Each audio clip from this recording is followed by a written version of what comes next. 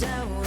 I tune into my TV show. No better way, I gotta get myself into gear. Let's go. And I feel good today with my wake up in the morning espresso. I feel good today. It's my feel good breakfast show. Oh, what a Monday morning. Hello, you beautiful people. Welcome to your Feel Good Breakfast Show right here on SABC3. Monday the 16th of March. I know, I just literally ran. It's a blue Monday. It is a blue Monday, but not literally though. No.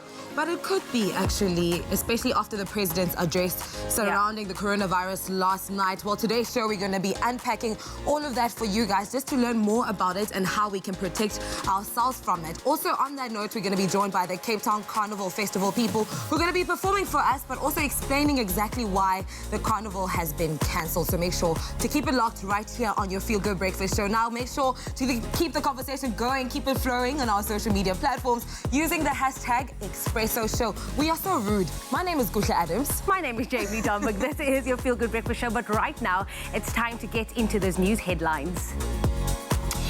Obviously, we start with the news of the day. The most important message ringing across the land. President Cyril Ramaphosa last night declared a national state of disaster and announced sweeping interventions to stem the spread of the coronavirus.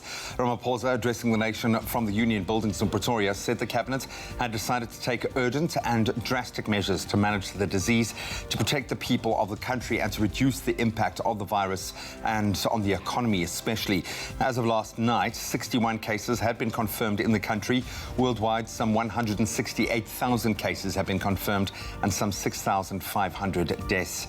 The President's announcements includes that the government has imposed travel bans for anyone from seriously affected countries, and schools will shut down on Wednesday to start again after the Easter weekend. Then 2/3 of South Africa's border posts on land will be closed, and 2 seaports will no longer accept passengers or allow ship cruise rotations. There is a prohibition on any event involving the gathering of more than 100 people. People have been advised to avoid travelling, even domestically, and he called on businesses and shopping malls to ramp up hygiene measures. South African citizens returning from high-risk countries will be subjected to testing and self-isolation or quarantine on return. On the international front, 1 year after Cyclone Idai devastated parts of Malawi, Mozambique and Zimbabwe, tens of thousands of people are still trapped in appalling conditions with inadequate shelter or sanitation. Amnesty International announced this yesterday. The cyclone, which was one of the Southern Hemisphere's worst ever natural disasters, killed more than 1,000 people and left 3 million more without food, water, shelter and critical infrastructure. Amnesty International urged concerned governments and international partners to renew their commitment. Further afield, Greece's Olympic Committee has cancelled the remainder of the Olympic torch relay through Greece to avoid attracting crowds.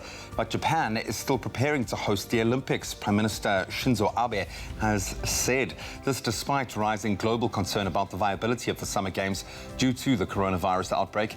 Now, the news on the coronavirus is people over 70 in the UK will be quarantined for up to 4 months in a wartime effort to eliminate the virus. And California in the US has ordered mandatory isolation for over 65s. And now an interesting item on hand sanitizer and cleaning wipes. With the coronavirus causing havoc on a global scale, much has been said about the importance of washing hands often and thoroughly with warm water and soap, with hand sanitizer being the next best option to protect yourself against the virus. Unfortunately, it's quite easy to make your own sanitizer and wipes. Miriam Warham, a biology professor at William Patterson University in the US, says all you need at this point is at least 60% alcohol. Then rub the liquid into your hands and allow them to air dry in order to have effectively sanitized hands. You can add a few drops of aloe vera to the rubbing alcohol. Make sure the liquid is over 60% alcohol so that the aloe doesn't dilute it too much. And there you have it, sparkling clean hands and 2 shakes of a bee's knee. Now, turning our gaze to the world of entertainment. Many industries worldwide have been affected by the coronavirus, and the entertainment industry has been suffering from postponements and cancellations of many scheduled events. Sporting fixtures, concert festivals, film premieres, live tapings and even some celebrities have all been impacted. Our full entertainment report will take a comprehensive look at everything that has been affected on the entertainment front. Right now, let's delve into some of those sporting headlines. Well, we still do have sporting headlines to report on.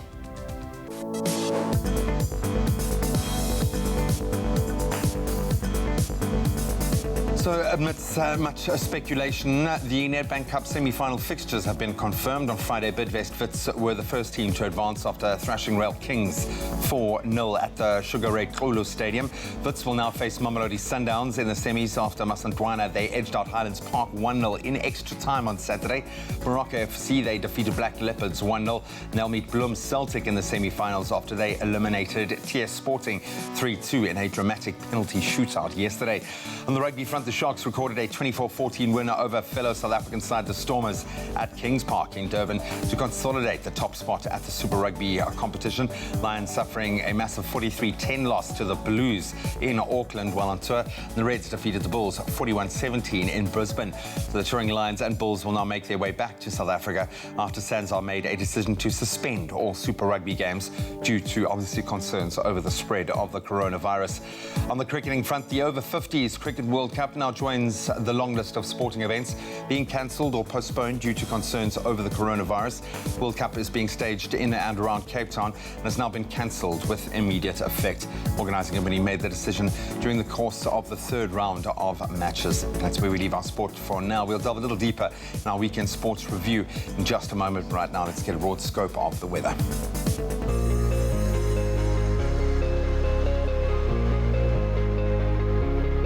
Thank you so much, G. It's a beautiful Monday morning, Monday, March the 16th, and we've asked you to send in your sunrise pictures. Thank you so much to our regular photographer, Father Khan, who sent us the stunning sunrise from Richards Bay in KZN, where you can expect cloudy conditions with showers in spots, reaching a maximum of 24 degrees.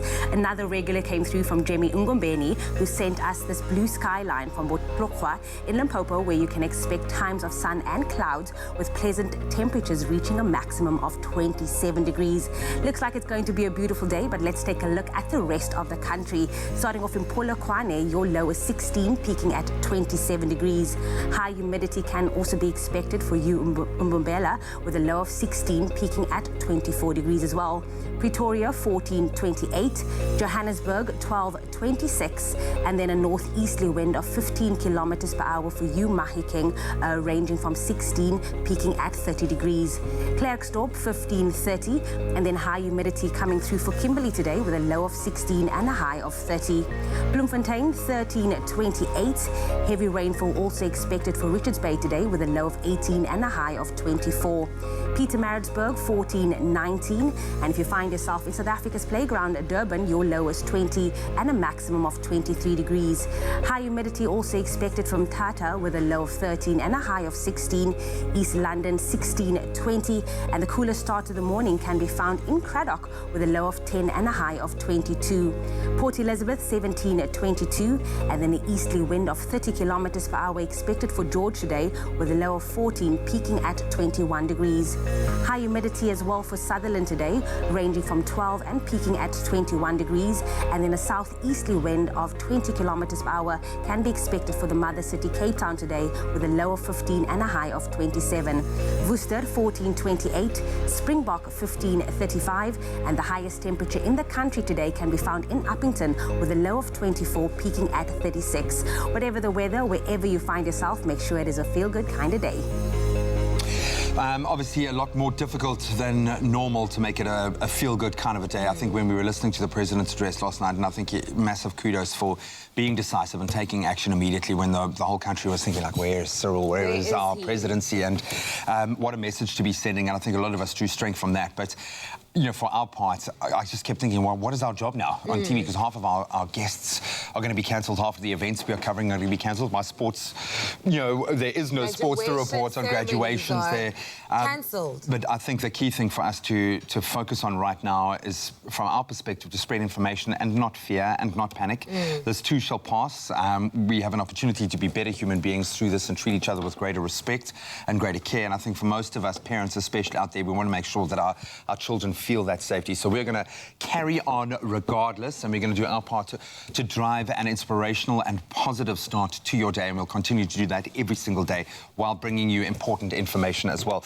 This morning we want to connect with you because now more than ever we need to be focusing on financial goals, and I think in 2020 a lot of us are wanting to, as Kutla would say, secure the bag. Yes. You've got to go out there and achieve those financial goals, but you need a structured plan to be able to do that. Absolutely. So we are going to be asking you this morning to connect with us. Maybe you can educate and inspire us for a change. Let us know how you are going to use money to achieve your goals in 2020. How are you going to think smart? Let us know on our social media platforms. All right, so we're going to take the quickest of ad breaks.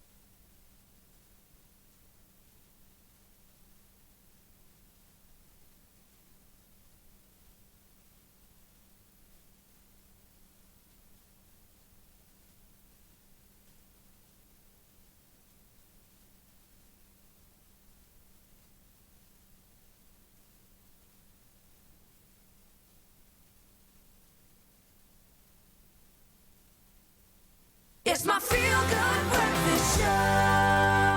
Happy birthday, a very happy birthday to you. Hey, welcome back to your Feel Good Breakfast Show. This is Expresso right here on SABC3, and it's Monday, the 16th of March. And if you are celebrating your birthday, it's time for us to wish you a happy birthday. If you are celebrating your birthday also, you're celebrating it with someone special. Oh, absolutely. This guy needs no introduction. He's a model, philanthropist, creative director, sexy man, hot chocolate. Was voted one of the sexiest men alive. He's turning 30 today. It's none other than Maps Maponyane. Oh, correct. Mr. Buns. Mr. Buns Maponyane. Yes. actually, he got a restaurant called Buns Out. Yes. That's why you're saying Buns Out. Yes. Just for people who does not know this. He's definitely taking 2020 by horns. He was actually also just recently an ambassador with Samsung. So he is doing the most. Look at him and he opened the same restaurant, Buns Out, in Durban. And also he was named his restaurant was named one of the best burger joints in Africa. Imagine that. That's big. And he only ventured into this restaurant business last year. So kudos to you, Mabs. Happy 30th birthday. Live your best life. Shout outs to you. Now to get into the birthdays of our loved and loyal viewers. This one goes out to Sichaba. I wish my husband, my handsome husband, sorry. Rewind. I wish my handsome son, Sichaba, a happy 12th birthday. May God bless you with many more years to come. Ke go rata rati ngwanaka from your gelling. And Vince is also celebrating his birthday. Happy 31st birthday to Vince Keswa. May you see many more blessed years to come and may all you wish for come true. Much love from Kwesa family. Oh, keeping it going, keeping it flowing to Michelle. You are the person that we can always count on for support, good advice, or a shoulder to lean on. We love you so much. Happy birthday, Mom, from your children, Richard and Alan, grandchildren, Reese and Zia. Happy birthday, Michelle. And then twins, Van Lennox twins, a very big happy birthday to a big Expresso fan from George, all the way out in George. Kay Van Lennox and a twin sister are turning 23 years old today. Happy birthday to you, twins. Double trouble. Happy birthday to you guys. Yonella's also celebrating her birthday today. Happy 27th birthday to my best friend, Yonella. Thank you for being such a great friend and a sister to me. May God bless you more. Happy birthday, Yonella. Medrisa is celebrating her birthday. A very good friend of mine, Medrisa, on her special day. May God bless and keep you for many years to come. I love you so much. From Sandra. Happy birthday to you, ma'am. Hey, and then we're celebrating a 12th birthday, wishing Joshua Pillay a happy birthday today. May God always bless you with good health, long life, and prosperity. Love you lots from Brenton, Brevin, Dad, Mum, Kimmy, and Azaria. Look at that cutie pie with the guitar. Sing for us, boo-boo.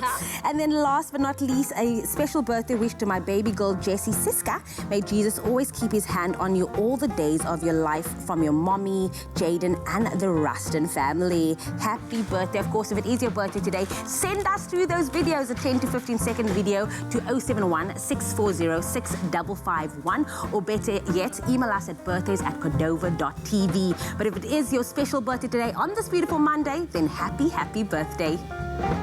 Okay, sweetie, time to blow out your candles.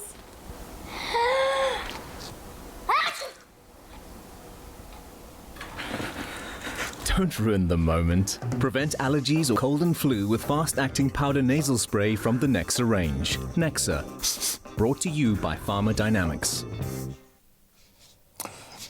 Teresa, there we go. Thank you. Happy birthday to you. Happy birthday to you. Happy birthday, dear. Well, whoever's birthday it is today, happy birthday to you. Now, of course, obviously, we will observe in our kitchen the strictest of hygiene routines. You need to wash your hands for at least 20 seconds, or happy birthday sung twice. Use soap and water if you can, hand sanitizer if you cannot. Use warm water and soap, and we'll do our part to stay hygienically fresh and clean, but also to keep things rolling on as we normally would. And as they say, an apple a day keeps the doctor away, excuse the pun, and an apple pie a day, well, keeps the hunger away and keeps us feeling just a little bit better. And thanks to Be Well, we are proud to present these delicious apple pies with candied nuts, perfect for a quick after-dinner treat. The best part, these bad boys are completely vegan, meaning you're getting your meat-free Monday goodness without even trying. We have our ever-present little fairy in the kitchen who brings only sweet delights. Teresa's here to ensure that we get all the goodness we've come to expect in the kitchen. And looking at the ingredients, you're packing a lot into these little apple pies. I'm an absolute kind of freak for candied nuts. That's a massive thing for me. I'm really loving that. So I'm glad that that's closest to me. But let's get started. What exactly are we making here? Because this looks like an apple pie with a difference. Yes, it's an apple crumble, but slightly different to the way you're probably used to making it. So I'm going to start with the apple filling. Okay. We've got our apples that we've peeled and cut into wedges. So pop those into your pan. We're going to add some raisins. Okay, have you kind of rehydrated those raisins a little bit? Them in a little bit of water. You can add the water as well. It just helps to make Just it nice and moisten it, saucy. cool. Some brown sugar. Some lovely sweetness. We're going to add some mixed spice. Okay. If you don't have mixed spice, you could use something like cinnamon, ginger, nutmeg, clove. the vibe. Cool. Exactly, all of that, and some vanilla. Okay. So pour that all in, and you're just going to stir that together and let it simmer for half an hour. Okay, You want so the fruit really to let start it reduce. softening. Yeah, and you want the sauce to be thick and syrupy, and taste it as well. Check the sweetness level. Make sure you're happy with it. If it's too sweet, add a bit of lemon juice just to offset it. Just be careful with More this. Don't sugar. get too into your tasting sessions too often, because you're going to be left with no filling for your apple crumble. Just resist, okay? Yeah. So we're going to let that simmer for half an hour. Once that's done, you take it off the heat, and it will thicken on standing, so you'll get this lovely thick, Ooh, lovely. saucy, syrupy apple, which is lovely. Okay, And then we're going next. to make our crumble. So we're going to start with some oats. We're going to add some coconut flakes. So we've got a bit of a wholesome element here. Some sunflower seeds. All right. And then you're going to mix that together with your cinnamon and just a little bit of sugar and a pinch of salt. So not just too to much. balance the Not a lot flavours. of sweetness in this crumble Sure. because your apple filling is It really quite does sweet. pack a punch, yeah. Yeah. And then what we're going to do is add some Be Well oil. Okay. And this means that it's a vegan crumble. So if you're following a vegan diet, then this crumble is for you, or if you're avoiding dairy, of course. And also, it's just really easy to mix. Normally, you're kind of rubbing in and making a mess For and sure. getting messy fingers. So this is a lovely, quick and easy way to do your crumble. And obviously, we're trying to drive a meat-free Monday wherever possible, or making those meat-free choices wherever we can. But it's your kind of jumping off point if you want to be including anything over and above this. I would imagine a lovely yogurt and ice cream would go yes. beautifully with Yeah, it. coconut cream, But I love the fact that we've got so much flavour packed into effectively a vegan recipe. Absolutely. Of course, we know that the Be Well component does help us along the way, and Be Well is endorsed by the Heart and Stroke Foundation of South Africa. It carries the Cancer Smart Choice seal, which is a massive endorsement. It's high in vitamin E and omega-3s, helps lower the risk of heart disease, depression, and arthritis, naturally cholesterol-free. A brilliant, brilliant tool that we use in the kitchen all the time. And in fact, if you want us to send this ingenious ingredients list directly to you, all you have to do is SMS the keyword Be Well to 33728, and we'll do that. That's it. So pop that in the oven, 160 degrees until it's golden and crispy and crunchy. Toasty And then yummy. you put it all together. So what we've got here, these are some candied nuts. So very, very easy to make. You put some sugar in your saucepan, let it melt and turn golden. And then you put whatever nuts you like into the caramel, toss it, put it on a tray, and it hardens, and it's like nut brittle. I love that with, cashews, pecan nuts, almonds, anything like Just that. that It's- on its own yeah. is awesome. That's a Yeah, dessert. next Monday's recipe is And then just we're going nut crumble. to we're going to assemble. So this is our apple filling that has cooled. You can see that beautiful and syrup it's on really there. softened up the apple. Oh. Smells delicious. So pop that in your dish. You can do little individual ones, you can do big ones, however you would like to do it. And then this is our crumble that we've toasted earlier. We've also mixed in some dried apple, just for that Oh, wow. Just to textural kind of, element and a bit of continue flavor. the thread. So just pop that on top. Very, very easy.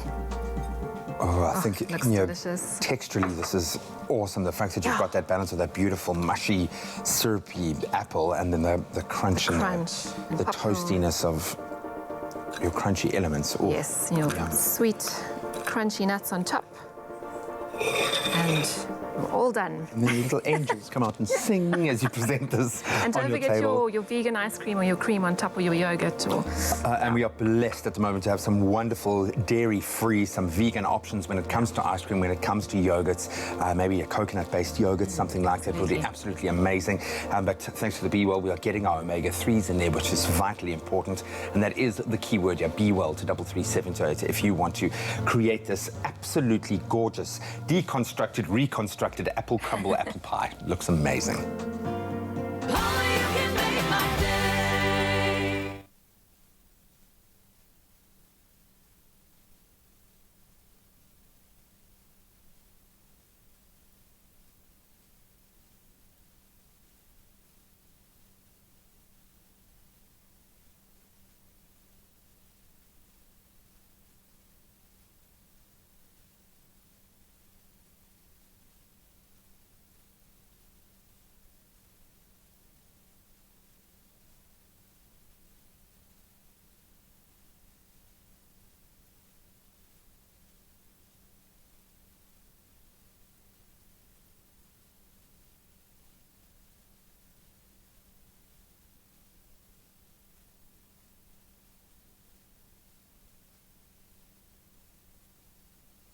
20, taking you behind the scenes of where all the magical floats are created, and of course to find out what we can expect for this year's production and parade. It's going to be fun, so stick around for it.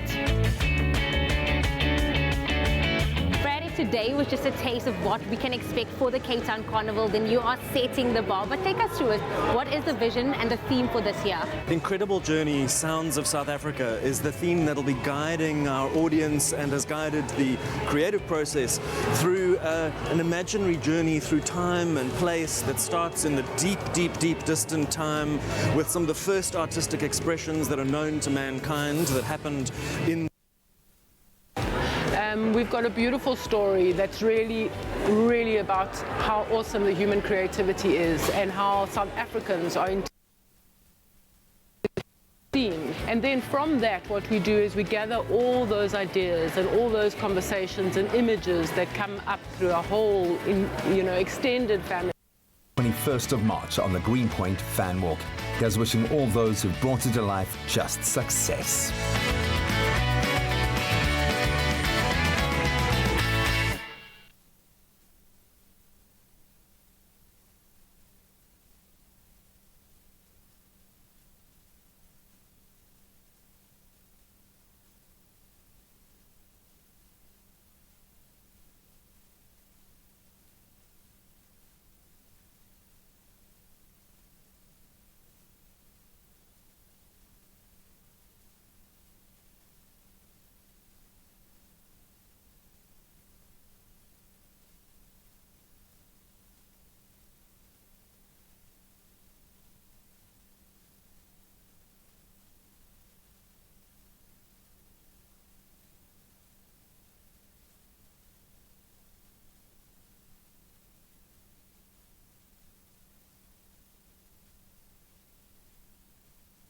It's my feel-good breakfast show. Welcome back. You're live with Expresso on a very Corona-affected day. We look at what sport survived over the weekend, what sport will no longer be with us. It wasn't the best weekend in Super Rugby, obviously. Our South African teams, with only the Sharks recording a win, and they had to beat the South African side to do that, but they cement their place at the top of the standings. The Stormers, the Bulls, the Lions, all suffering losses, some pretty big losses. At that, defending champions, the Crusaders, they did show their dominance over the Sunwolves and are now at the top of the New Zealand Conference. And over the weekend, it was also announced that Super Rugby will be suspended due to obviously concerns around the coronavirus. Sports editor Garen Lamley is now joining me this morning with lots of nervous laughter. We try and make light of it because we have to. That's all we can do in situations like this. Your job obviously massively affected. Let's start with what we did see. Let's start with the rugby that was played before we talk about what that suspension will possibly mean. When we look at the overall performance of South African teams, not a great weekend. Very disappointing. As you mentioned, the Bulls and the Lions, fairly woeful again this weekend, it must be said, away from home, going down to heavy losses. And particularly disappointing, I think, the Bulls, who really started off incredibly well. They were leading 17-0, I think, after 20 minutes, and then just imploded, didn't really score again. So, there's obviously some problems in their camp. The Lions, a shadow of the team that made 3 consecutive finals not so long ago. They obviously short of a couple of experienced players and coaches, and really struggling. So I think the suspension has certainly come at the perfect time for both those sides. And as you said, the Sharks, top of the South African Conference, flying the South African flag. But the Stormers, again, 2 defeats on the bounce. So, again, they've fallen off the pace somewhat. So, but who knows what's going to happen with the tournament. And we're looking at a full spread. I'm going to go back to that Bulls performance, because when you see the Bulls at their best, playing an expansive, when the back 3 can get their hands on the ball, that's when it seems like they're at their absolute best. They play a beautiful style of rugby, but you can excuse them. They've lost 6 star players, Springbok-level star players. They have, and the issue is obviously they haven't been able to replace those players, and certainly the youth coming through hasn't been able to step up and fill the void. So, a lot of teams obviously have lost players to overseas in particular, but the Bulls are the one team that have lost star power and haven't replaced it, and it's showing in their results. And I think Putahuman is a decent enough coach to get the best out of what he's got available, but at the moment they're just not able to put together an 80-minute performance. As we saw this weekend, they were fantastic for the first quarter, then fell away gradually, and then looked like they were maybe not as fit as they should be for the full 80 minutes, and the Reds ran away with a comfortable victory. Yep, so they'll be coming home. Of course, the rest of their matches have been postponed or cancelled at this point. What's happened in that Stormers camp? I know John Dobson stopped short of saying his players were distracted by the possibility of a lack of wages over the next couple of weeks, but what's gone wrong in a team that were the pace setters? Yeah, I think that the issue with the Stormers is, you know, on paper they've got a fantastic pack of forwards, but they're missing a couple of key players like Peter Steph du Toit. Their backline, again on paper, not the strongest. And when they come up against a team like the Sharks, who really do have a potent backline, in particular their back three, they're always going to struggle, especially if they gain parity up front. And I think that's sort of what we saw. Obviously a very contentious early decision by the referee to only award a yellow card to Johan du Toit, which could have been a red card. It could have been curtains for the Stormers as early as, I think, the first minute. So, you know, they were competitive. The score blew out late. They lost out on the bonus point to that late weren't try. great under the high ball, and Sharks used the kick very effectively. For sure, you know. And then obviously the Sharks playing at home, you know, you probably would have started the game as favourites, and the Stormers should really be hosting the Sharks in the last match of the season at Newlands, and that would have, you know, balanced out things. So all matches cancelled. What does this really mean for the players? When John Dobson talks about, you know, player job security, how much risk are these players under now? I think a fair degree of risk, to be honest. You know, if this tournament is cancelled, obviously players on contracts, if they're not playing, do they get paid? Those that are sort of on very short-term match-by-match contracts, they'd be the most worried. Obviously, those that have got overseas contracts coming up, they might be a little bit better off. But, you know, worrying time, certainly for that next tier, just below Super Rugby, does the Currie Cup go ahead? You know, are they going to award contracts for that? You certainly can't be paying players not to play. And I think that's the worrying concern for a lot of those players. And when we look at the knock-on effect financially, how do the franchises pay the players if there exactly, is no you know, play? You're right. We're going to talk football a little bit while we still can talk football. Of course, a plethora of games being played in the quarterfinals of the Nedbank Cup. What is going to happen moving into the semi-finals? We know that the semi-final draws have been completed. We know who's going to be scheduled to play who. Will those matches go ahead? Will it happen behind closed doors? We will delve into that in our next segment. I don't know, my heart feels a bit like heavy this morning just with regards to last night's conversation with our president.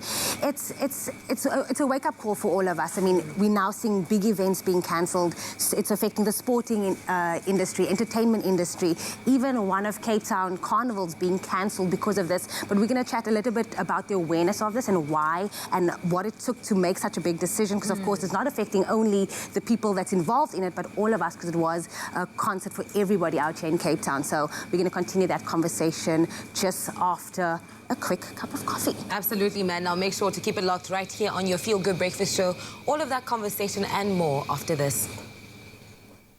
Only the highest grade Arabica beans. McCafe. Great coffee, simple.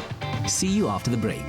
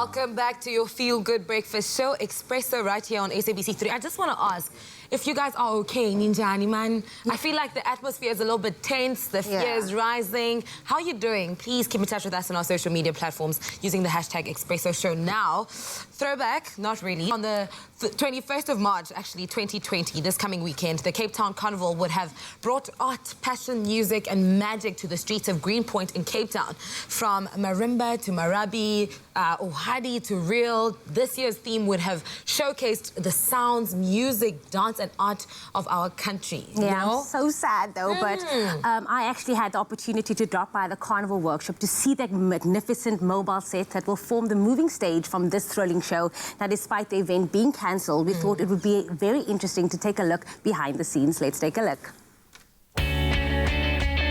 Today I'm at the workshop of the Cape Town Carnival 2020, taking you behind the scenes of where all the magical floats are created, and of course to find out what we can expect with this year's production and parade. It's going to be fun, so stick around for it. Today was just a taste of what we can expect for the Cape Town Carnival. Then you are setting the bar, but take us through it. What is the vision and the theme for this year? Incredible Journey, Sounds of South Africa is the theme that'll be guiding our audience and has guided the creative process through an imaginary journey through time and place that starts in the deep, deep, deep distant time with some of the first artistic expressions that are known to mankind that happened in Southern Africa, in the Western Cape, and then picking points along a kind of a cultural roller coaster, if you like, from different points in time where different forms of music arose, different kinds of creative expressions, so that by the time we reach the end of the parade, we're ready to look towards the future. I love that you're taking us on this whole journey, but also incorporating the diversity and culture of South Africa. Why is that so important for you guys to incorporate that in the show? What we've really found over the years with the Cape Town Carnival is that what we represent in physical and artistic form needs to be an expression of what we are and who we are and where our values are, and appreciating each other's cultures, appreciating where we come from, recognizing each other, seeing each other. These are our values, so that's what we seek to express. I think you have probably one of the most difficult jobs as the creative or the head director of the floats, but take us through it. What can we expect this year for the parade? Okay, so this year we are going taller and bigger than we've done before, so that's definitely our step up. We've got a beautiful story that's really, really about how awesome the human creativity is and how South Africans are intensely creative. Starting in the beginning of the parade with the first artists and following in our creative ancestors' footsteps. I mean, basically, right here in the Cape were the very first artists. The first marks that were made with meaning that we have discovered were made here. So basically, there's a real deep, ancient sense of intense creativity welling up from this land that we live on. Working alongside famous artists, designers and set builders are unemployed youth in a 10-day creative work experience to assist with drawing, painting, colouring, gluing, sculpting and dressmaking. It's really fun actually seeing how the creative process actually emerges. Beforehand, we don't know every step of the way, but as different people get involved, like for example the Shante and Dunati, they bring their own expression, bring their own creativity. As the leads come together at the beginning of every year, there's always an amazing jam session where they're all doing freestyling and improving, and it gives everybody an opportunity to go like, wow, that would be cool, keep that, do that, that's amazing. Danced or been part of Cape Town Carnival for the past, 10 years as well. And every year it gets more and more amazing with the different themes that we have. And growing in Cape Town Carnival is absolutely amazing. It's exhilarating and the opportunities are unspeakable. I think you have one of the toughest jobs as the head designer of all the floats. But how much work actually goes into creating a float for the parade? And so basically the process really starts with brainstorming with the community groups and the builders, the artists and the fashion makers. And so that actually takes a fair amount of time and thought and conversation and process. But it's also the magical part where we really have the conversations. And Cape Town Carnival always comes up with challenging themes. And then from that, what we do is we gather all those ideas and all those conversations and images that come up through a whole, extended family and condense them into concepts. But really when the pressure starts building is when we've got to get them into design form and ready to build. This year's Cape Town Carnival is set to take place on Human Rights Day, the 21st of March, on the Greenpoint Fan Walk. Here's wishing all those who've brought it to life just success.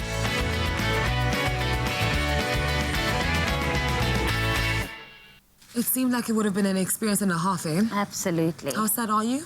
Very, very sad. That it's not going to happen. Yeah. Because you got to experience it firsthand. It is indeed, but yeah. But shame, man. While Ujemi tries to recover from all of that, we would have expected to see more than 50 energetic and talented community performance groups. Spectacular floats, giant Muppets and extravagant costumes were set to bring the Greenpoint Fan Walk alive this coming weekend. However, in the light of the COVID-19 pandemic and the government's ban on gatherings of more than 100 people, we have decided to bring some of the action to your TV screens instead. Now we are joined by performance facilitator Umbovu Malinga and creative director Brad Bart, as well as lead performers Ukuhle, Deidre and Tyrone Zotman. Did I pronounce your surname correctly? Oh, thank you so much for joining us. Thank you for having us. I think that I am sad, but you guys must be more sad because I met up with you guys behind the scenes and I saw the work that went into the passion when I spoke to every performer that day, and even the float, Angela. Everyone was driven by this, but of course it's taking a huge knock for all of you guys. Maybe you can answer, Brad, what does it take? Last night was when you guys decided that it's not going to happen after the speech. Take us through it. What are you guys feeling now? What is the ambiance in the company right now? Sure. Obviously, it's super tough.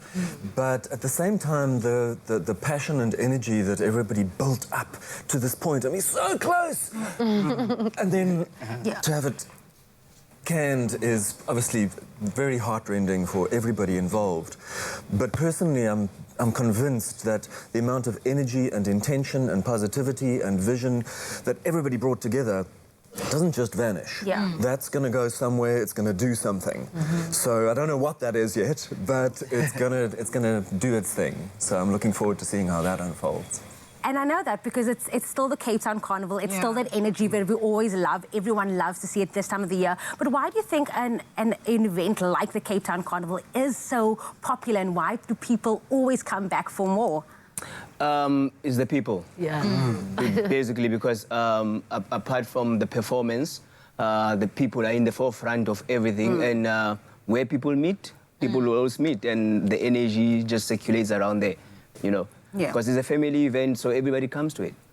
Yeah, I absolutely love that. And I mean, with each event every year, it comes with different themes. Last year, Vuka Ukanye, Vuka Ukanye, Arise and Shine. And this year's theme was Incredible Journey, Sounds of South Africa. What was the motivation behind this theme?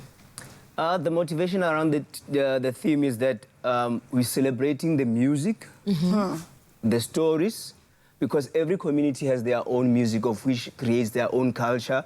And with that, people can either move from point of sadness to happiness. So all of these things, because music does things. It can make you cry, it makes you want to jump and shout, you know what I mean? So we're focusing on what role did the music play in this journey of our South African lives and communities. Kutla and Tyron, for you guys to be on such a big platform as an artist, this must be amazing. What would this moment have been for you guys? For me personally, it would have been an amazing opportunity, especially this year as we will be celebrating the 10 years of the Cape Town Carnival as is. Wow. And it was just going to be a whole bunch of reminiscing and going back and actually celebrating the whole vibe, you know? It was really cool. It would have been cool.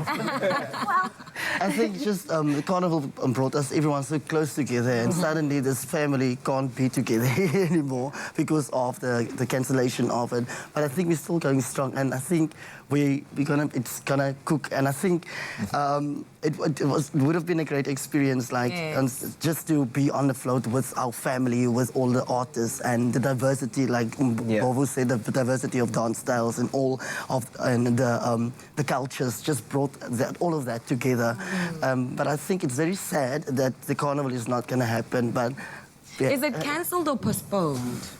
You know, it's not happening on the day it was going to happen and officially cancelled. My hope is that actually we'll find a way. But at this point, with something as big as we're faced with as a country and the planet right now, we have to take things as they come and see what we can bring through. I'm really hoping, you know, who knows, maybe Carnival in October! You know what? Hey, why not? We were still going to see an amazing performance. You guys are still going to keep it locked here on your Feel Good Breakfast Show to give people a little taster, so when it does happen, whenever it does happen, people can still understand why I am so excited and why you guys were so excited to perform this Saturday. Now, the production of floats and costumes has created jobs, developed skills and improved self-esteem in communities across the Metropole and the Western Cape, and will be showcased at the next event. Luckily, we do get to see a sneak peek of some of the hard work that get put into this annual event. So stay locked here on your Feel Good Breakfast Show. Right now, we're going to take a quick break, and we'll see you after this.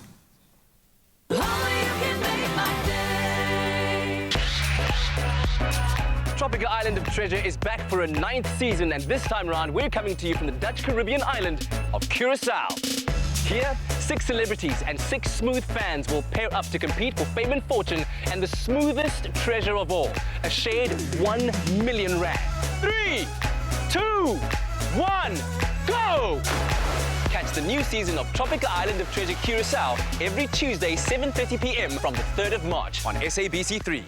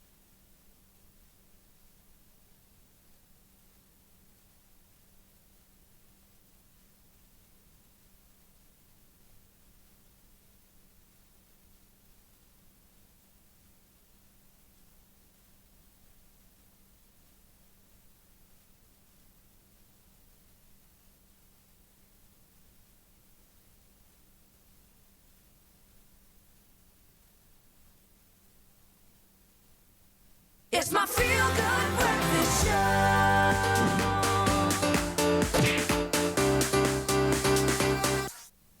Welcome back to your Feel Good Breakfast Show. This is Expresso right here on SABC3. Now, you know, when you hear that sound, it's time for us to delve into the world of entertainment to see exactly what is happening. Yeah, and there's a lot of happening right now with regards to the effect of the coronavirus / COVID-19 disease caused by the coronavirus all over the world. And it's no doubt that it has been the talk of the town, undoubtedly so, because of the outbreak that has affected the entire world, whether it's been on travel. We heard about that from the CEO of South African Tourism, Sisan Jona, who joined us last week as well, the economy and trade. But now it's even had an impact on the entertainment industry as a whole. Now, last week, a number of TV shows in America that taped their episodes in front of a live studio audience, such as America's Got Talent, Family Feud, Jimmy Kimmel Live, The Daily Show that Trevor Noah hosts, and many others, have actually opted to tape without the audience for the next few weeks due to the health concerns of the virus. And we've seen the impact on celebrities such as Tom Hanks and, of course, and his wife, Rita Wilson, who last week shared that they have been diagnosed with the illness and are currently in quarantine in Australia to prevent the spread of the disease. Now, the couple has explained their decision to be open about the diagnosis because they felt that it was their social duty to let the public know that this disease is spreading, so people know that the virus doesn't discriminate. And Absolutely I think it's great on their part as well. I think we also found out recently that the Prime Minister of Canada's wife also tested positive for the virus. Of course, this is Justin Trudeau. They're now also self-isolating due to his wife Sophie being tested positive with the virus after returning from speaking engagements in the UK. Now, speaking of Britain, the royals, namely Queen Elizabeth and her son Prince Charles, have postponed their spring tour to Bosnia and Herzegovina, Cyprus and Jordan. And while the disease with the flu-like symptoms has unfortunately targeted more than 130,000 people, fake news has also circulated that actor Daniel Radcliffe had contracted it, but he confirmed that he was just pale looking. It's just what it is.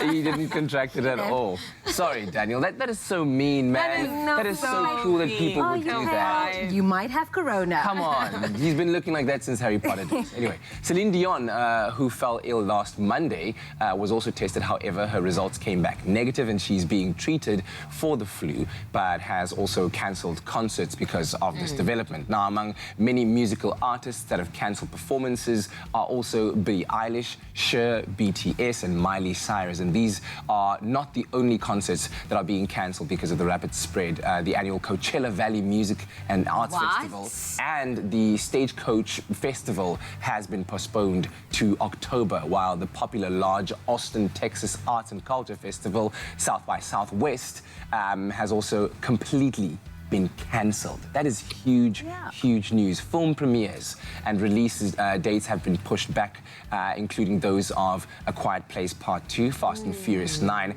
and the highly anticipated live-action remake of Disney's Mulan.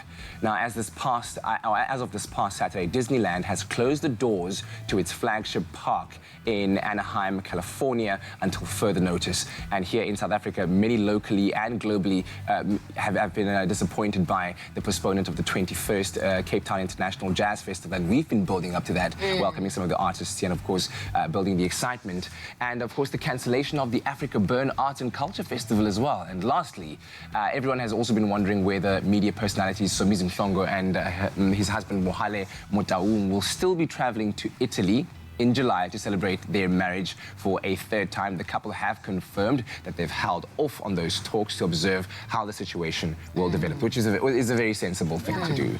But it's truly a time of uncertainty right now for everyone all over the world. So we do implore you out there to practice social isolation, as was stated by the President yesterday. Work from home where possible and applicable.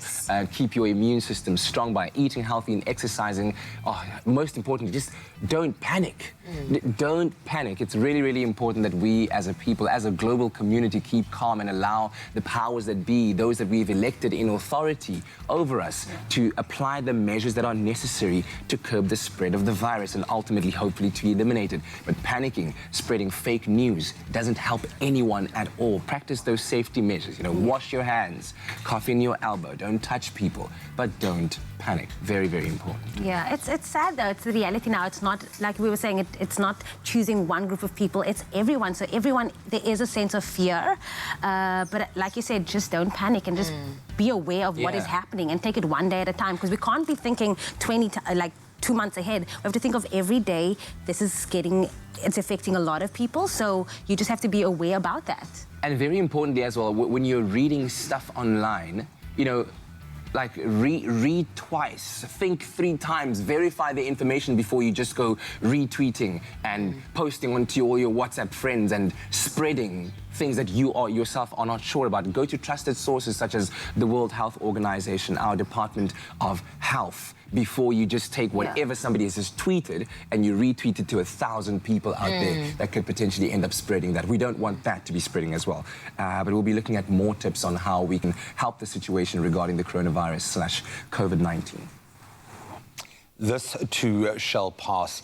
So let's shift focus now to another pressing matter, and one that is overarching and has been certainly in our part of the world, whether you're in the business of food, clothing, beauty, homeware, you name it. If you operate in the Southern Hemisphere, then you do so in some of the most water-stressed regions on the planet.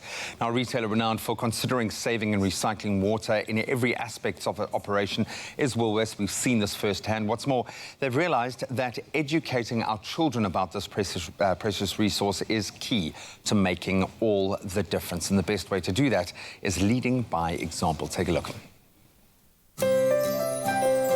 For a lot of South African learners, frequent water cuts and poor access to water mean repeated disruption. And because of hygiene issues, every time there is a water cut, most schools have to close down, which means that learners lose out on some valuable education time. And that's why Woolworths has announced a 1.5 million rand investment in water infrastructure at schools. We're in Nedbank Primary today to learn more about these water tanks, as well as see the kids interacting with them. With his school enrolled in the Woolworths educational program and with the new rain harvesting system installed, Principal Lawrence is a happy man. Mr. Lawrence, what was the school's first reaction when you heard that Woolworths would be installing water tanks here at the school? Well, we were very excited because the usage of water at the school was a problem. The thought of day zero was a big problem for us. We were not in a position to ourselves to buy water tanks to service the needs we have. So when we heard that the Wood Foundation will become a board and donate the 2 tanks, plus the pump, everything, we were very excited. The tanks will be used for drinking purposes, water drink purposes, then it will also be used to flush the toilets, and then also the little garden ware. These lessons dovetail with geography, science, life skills and technology. National Manager for Woolworths Educational Programs, Thando Tladi, oversees this vast initiative. Can you tell us more about the water-themed lessons that are taking place in the classroom and how they're being implemented with the learners? So we believe that change begins with awareness and education, and the lessons are designed to do exactly this, to teach learners that water does not in fact come from a tap and that we need to do our part today to conserve this. We teach them about the water cycle and of course what they need to do at home and at school to save water today. It is important to save water because people need water in the world. Water is the key to all our lives. I am gonna go home and tell everybody that water is very important to us. Water is the key. That is why we are living. Water is very important for us, and that we can't survive without water because we feed our babies with water and our plants with water. Because water feeds our plants and our plants feed us to get food, and without water we're nothing. How and why did Woolies and My School recognize the need to bring in the tanks but also promote education around water in schools? Water's always been a big focus for us as a business. I think through our good business journey, we've tried to streamline how much water we use in all our operations. Through the Woolworths Educational Fund, we've supported schools with water tanks every year during the month of March as part of our celebrations of Water Month. However, with the drought last year, I think it highlighted the need for us to ramp up our efforts to support schools, and our supporting many other schools this year and many years to come. How exactly will these water tanks benefit the schools? The tanks have a 10,000 litre storage capacity, so depending on the size of the school, we either install 1 or 2 tanks. And this, of course, gives the school access to clean water. Each tank comes with a filtration system, which will help with the cooking at the school as part of the school's nutrition program. And, of course, for washing of hands and ablution facilities. And most importantly, food gardens and the watering thereof if they have a food garden at their school. 3,000 schools now benefit from these lessons, creating an aware, water-wise generation who will soon be the stewards of our precious resource. If you're already a My School, My Village, My Planet supporter, and every time you shop, swipe your card and a percentage of what you spend will be given to the fund on your behalf.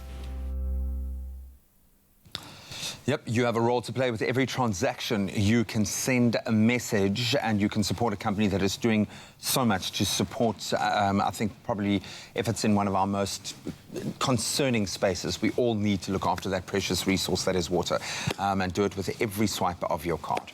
Absolutely, but right now we're going to take a look into the world of news with Kat. Well, the time just gone 7 o'clock, and here are your news headlines on this Monday morning. On the national front, Eskom last night said it did not expect to implement load shedding today, even though the possibility of load shedding for the rest of the week remained high.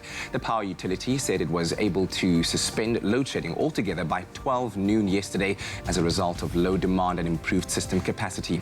Meanwhile, Agri-Western Cape is calling on government to take action against Eskom. It says load shedding is crippling the sector, especially as it's crunch time on the fruit farm at the moment.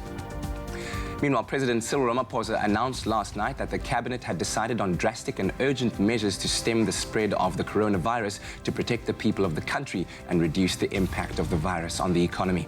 He also declared a national state of disaster and announced sweeping interventions, including that the government had imposed travel bans for all from seriously affected countries, including Italy, the UK and the United States. Moreover, schools are to shut down on Wednesday until after the Easter weekend, and as of last night, 61 cases had been confirmed. On the international news front, Pope Francis left the Vatican unannounced yesterday to pray at the Basilica Santa Maria Maggiore and then walked to the St. Marcello Church to pray before a crucifix that was used in a procession when the plague hit Rome in 1522. He prayed for an end to the coronavirus pandemic and also for the sick, their families, and health providers and workers keeping pharmacies and food stores open amid national lockdown. Now, the Vatican said earlier that the Holy Weeks and Easter services next month will be held without public participation. In other news, 1 year after Cyclone Idai devastated parts of Malawi, Mozambique and Zimbabwe, tens of thousands of people are still trapped in appalling conditions with inadequate shelter or sanitation, Amnesty International said yesterday. The cyclone, which was one of the Southern Hemisphere's worst ever natural disasters, killed more than 1,000 people and left 3 million more without food, water, shelter and critical infrastructure. Amnesty International urged concerned governments and international partners to renew their commitment. And now for some good news this morning from the world of art. Sotheby's auction of modern and contemporary African art returns to London soon from the 21st to the 24th of March, ahead of the auction on the 25th. Now, 2 South African artists' work will be on show and up for auction as well. 4 works by Irma Stern, as well as Gavin Jantjies' A South African Colouring Book, will feature at the sale. Stern's paintings stand testament to her unique vision and unrivaled artistic skill. Jantjies was exiled in 1982 for creating art which tackled ignorance about apartheid politics. Conjuring an image of early learning and first steps in art, his work is presented as a child's colouring book with titles that sarcastically allude to the oppression and discrimination lived in South Africa under the Nationalist Party. Now, just that, the auction, again, of course, is on the 25th of March. And that's it for the news at the top of the hour. Right now, let's take a look at what's happening in the world of sport. Here's Graham.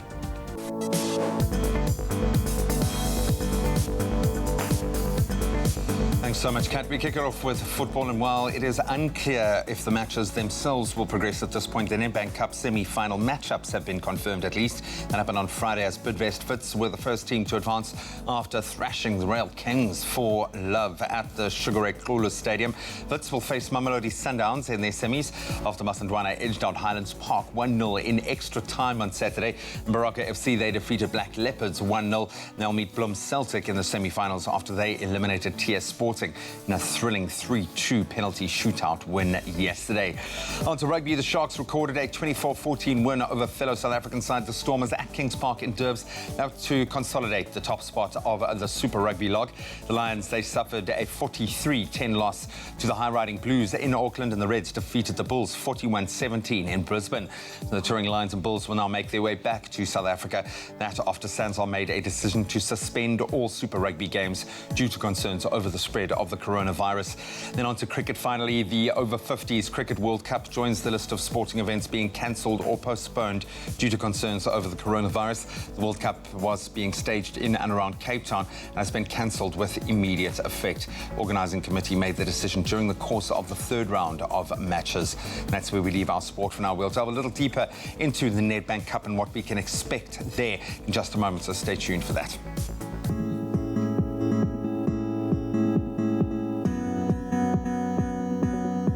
Thank you so much, G. Let's take a first look at what's happening on the road this morning. If you find yourself in Gauteng, Sunning Hill, there has been a multi-vehicle accident on the N1 northbound before the Buccleuch interchange. Now, the right lane is currently obstructed, so please approach with caution. And then, of course, if you find yourself in Gauteng, Pretoria, on the N1 southbound, there is a stationary vehicle off the Linwood Road obstructing the emergency lane. Please allow for an extended travel time this morning. And then lastly, on the Metro Rail Monte Vista line, there is an extended travel time of 30 to 40 minutes on the Monte line due to current infrastructure conditions and sets out of service. So please do be on the lookout for this morning. That's where we leave your traffic for now. Here's a look at the weather with Kufle.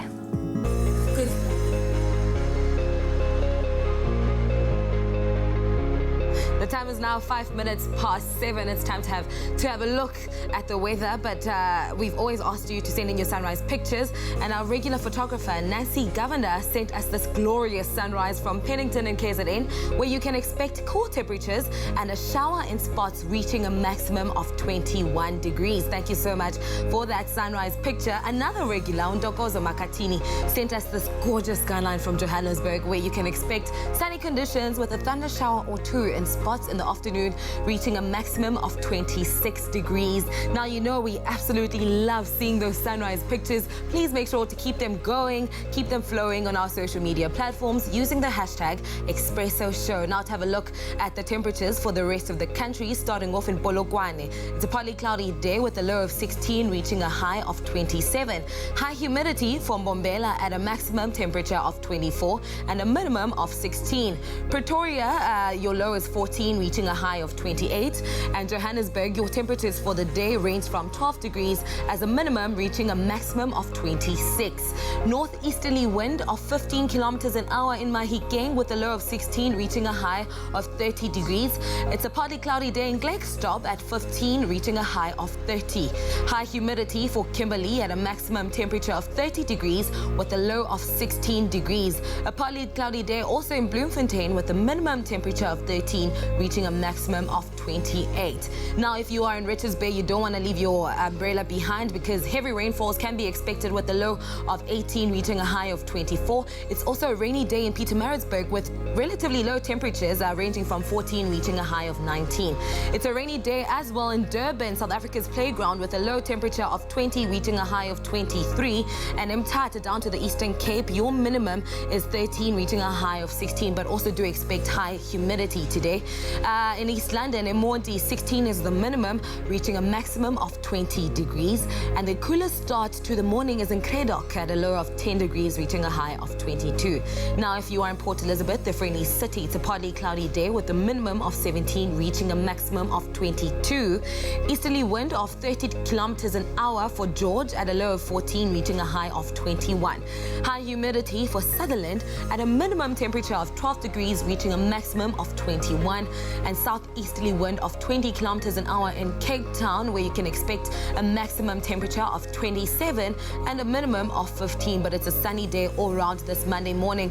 And in Worcester, 14 is your low, reaching a high of 28.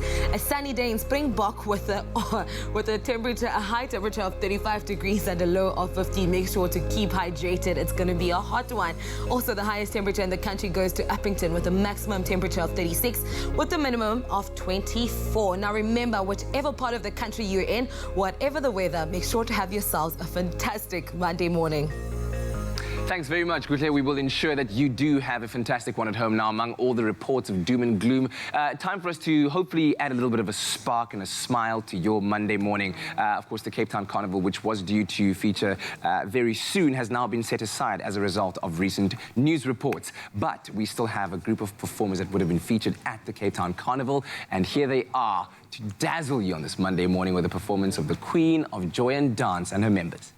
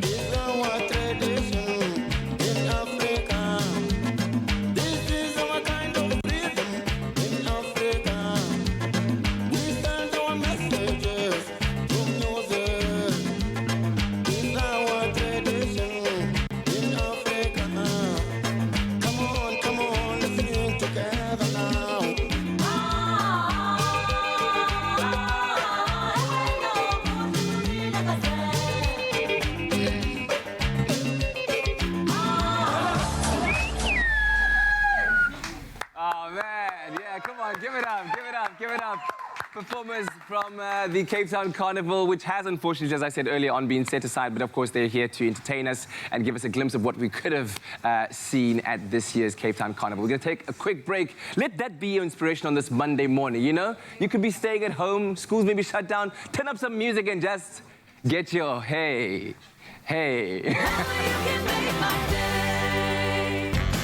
Who says second-hand is second best? At Cash Converters, you can buy top brands at bargain prices and sell your goods for instant cash.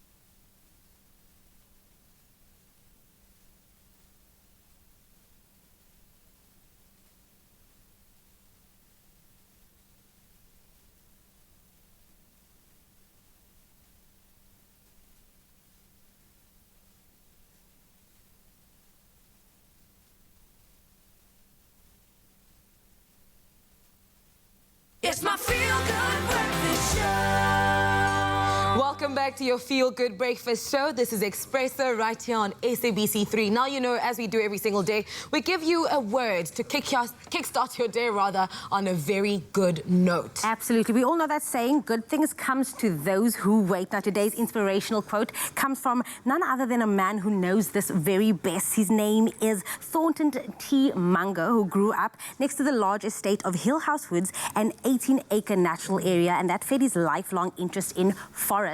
Now, after years of studying and achieving his master's degree, Munger then went to work for the U.S. Forest Service. He was once quoted saying this: "The habit of saving is itself an education. It fosters every virtue, teaches self-denial, cultivates the sense of order, trains to forethought, and so broadens the mind." Oh, wow.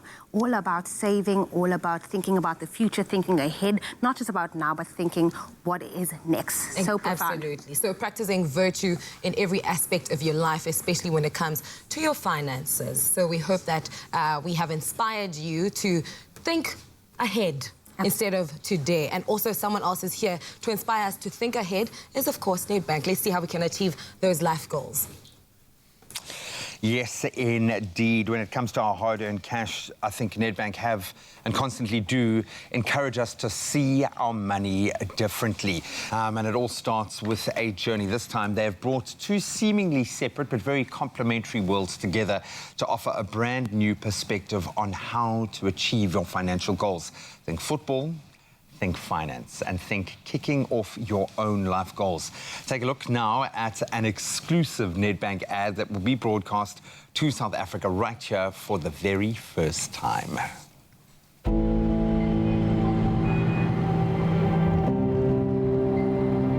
Let me tell you something about goals. They start way before the celebration. Whether it's football, life, or money, they rise before the sun and race their way up, challenging the distance to the finish line, because once they reach it, they want to exceed it.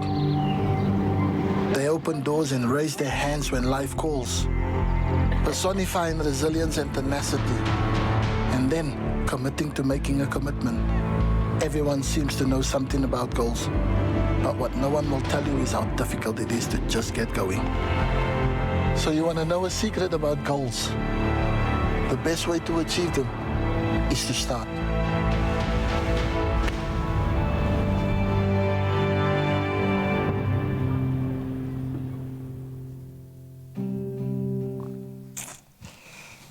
How inspiring is that, man? Whoa. Oh, that's so cool. So cool. Wow, an exclusive right here on Expresso. And of course, joining us from Nedbank is one of our favorite friends in finance, Desmond Osman, to talk to us about these goals, of which he has scored many hat-tricks, I understand.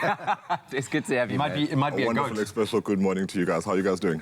Good, man. Obviously, a bit of a strange day, but a day that we need inspiration, a day that we need to feel South African, we need to feel that togetherness, and that ad really does evoke that emotion. Beautiful ad, man. And what I love about it is it's not so much the focus on money being everything, it's more about the goals. 100%. Yeah, why? And why the goals, how the goals. So let's talk exactly about how to start up getting those respective financial goals in place in your life so that you can start pursuing them at the start of every single day, like Benny said in that ad. Wonderful. So I think when we looked at our campaign this year, we were quite concerned around where we are as a country financially. We looked at global markets as what the global markets are doing. We looked at how it's affecting South Africa as a whole, and we started thinking, you know what, the truth of it is that we all need to take cognizant approach around what we are trying to achieve. And we all have goals. We all want to do something for tomorrow. We all want to do something for our kids. We all want to do something for this country. And we thought, what better way to actually voice out that, hey, we understand that you have goals that you'd like to still achieve. We understand that it is absolutely critical and tough to do them right now. But we all have to start somewhere. Absolutely. And we want to be the bank that says to South Africans, hey, let's make it a little easier for you to get started. Just start. Benny in your area. Why football? I mean, I love him. I've grown up. I'm the part of the Benny generation. 100%. So, I get it. Yeah. But why football? Why Benny? You know what? We've been a sponsor of football for over 13 years now with the Nedbank Cup. And the story around football is one that in this country is an amazing one because we all love football. But so many times the narrative when it comes to money has always been a negative one. We all see our football stars who made some money and then the next thing you know, oh, he's broke. And it's always the same story. But those good stories about guys who partnered with good banks and partners with good people and actually made a good solid living and reinvented themselves go untold. And we just thought, who would be the best South African, call it ambassador if you want to say it, and say, hey, who would be a guy that can really tell us a story of started from Cape Town, went all the way to the rest of the world, made money, used money well, and today is still an entity that's reinventing himself. I think he's vying for his third job now as a coach. And really just tell the story of you can actually make it if you really plan and look at your money slightly differently. Absolutely. Oh, man, look at those memories. He's played for some teams, eh? Oh, he's a Champions League winner, bro. Get in there. So, I mean, watching that ad itself, I mean, you picture yourself as the person who's driving him around and you're listening to this conversation. That's inspiring in itself, as if you were afforded that opportunity to sit in a car with Benny. What are you hoping South Africans will feel and think after watching this ad? Wow, you've actually just picked it. I'm hoping that every South African gets to feel like Kusbu. You know, that's our cab driver. I'm really hoping that they get to feel like I'm sitting there and I'm hearing Benny and I'm actually hearing a positive story. Because actually what Benny is saying here is that every single South African can do this. Every single South African wakes up early with their goal and their dream, and every single South African has something that they're actually chasing. And the truth of it is you can get there. It's just about how you think of it. The most important thing, though, is when you think about your goal, don't just make it a thought in your mind. Put it down and remember, it's got to be financed. You have to think about what is the money conversation that has to happen. And we are hoping that South Africans can be open to having those money conversations. Once we've done that, maybe to round this off, because this feels like a call to action. This feels like a national call to action, and boy, don't we need those right now. What is that first step, do you think, now that we've thought about what our life goals are, we understand that there is a financial implication and attachment to that, what do we do first? Get on with the right partner. That's the first thing you need to do. I'm not going to sit here and say that Nedbank is that right partner for everybody, but it's definitely that partner that's willing to help you start. If you'd like to have a conversation with us, come and have that conversation.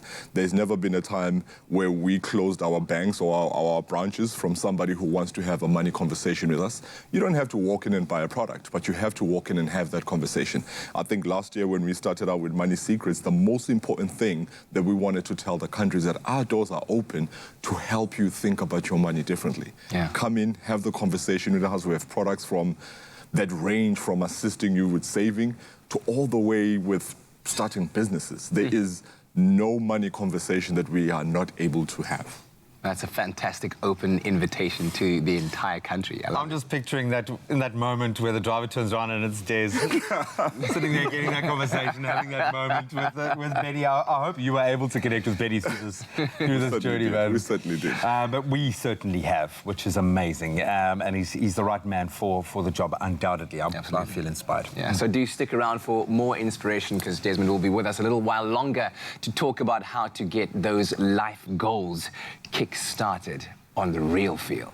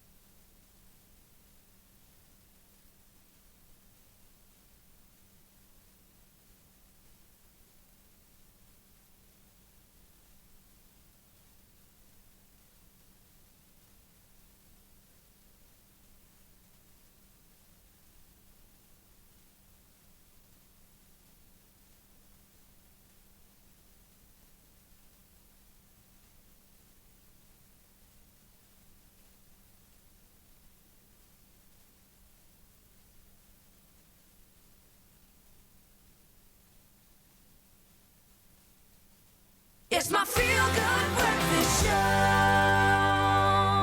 Welcome back. You're live with Expresso in the midst of a very inspirational conversation. As we saw in the exclusive broadcast of Nedbank's latest advert with soccer legend, one of our favourites, Benny McCarthy. Life is just a little bit like football. You've got to get on the field and you've got to play if you want to win. And it takes planning, it takes practice, and it takes bucket loads of dedication. Let's never let a few losses keep us from playing the next game. We all have goals, and money well managed can enable those goals on the field of life. They're essential.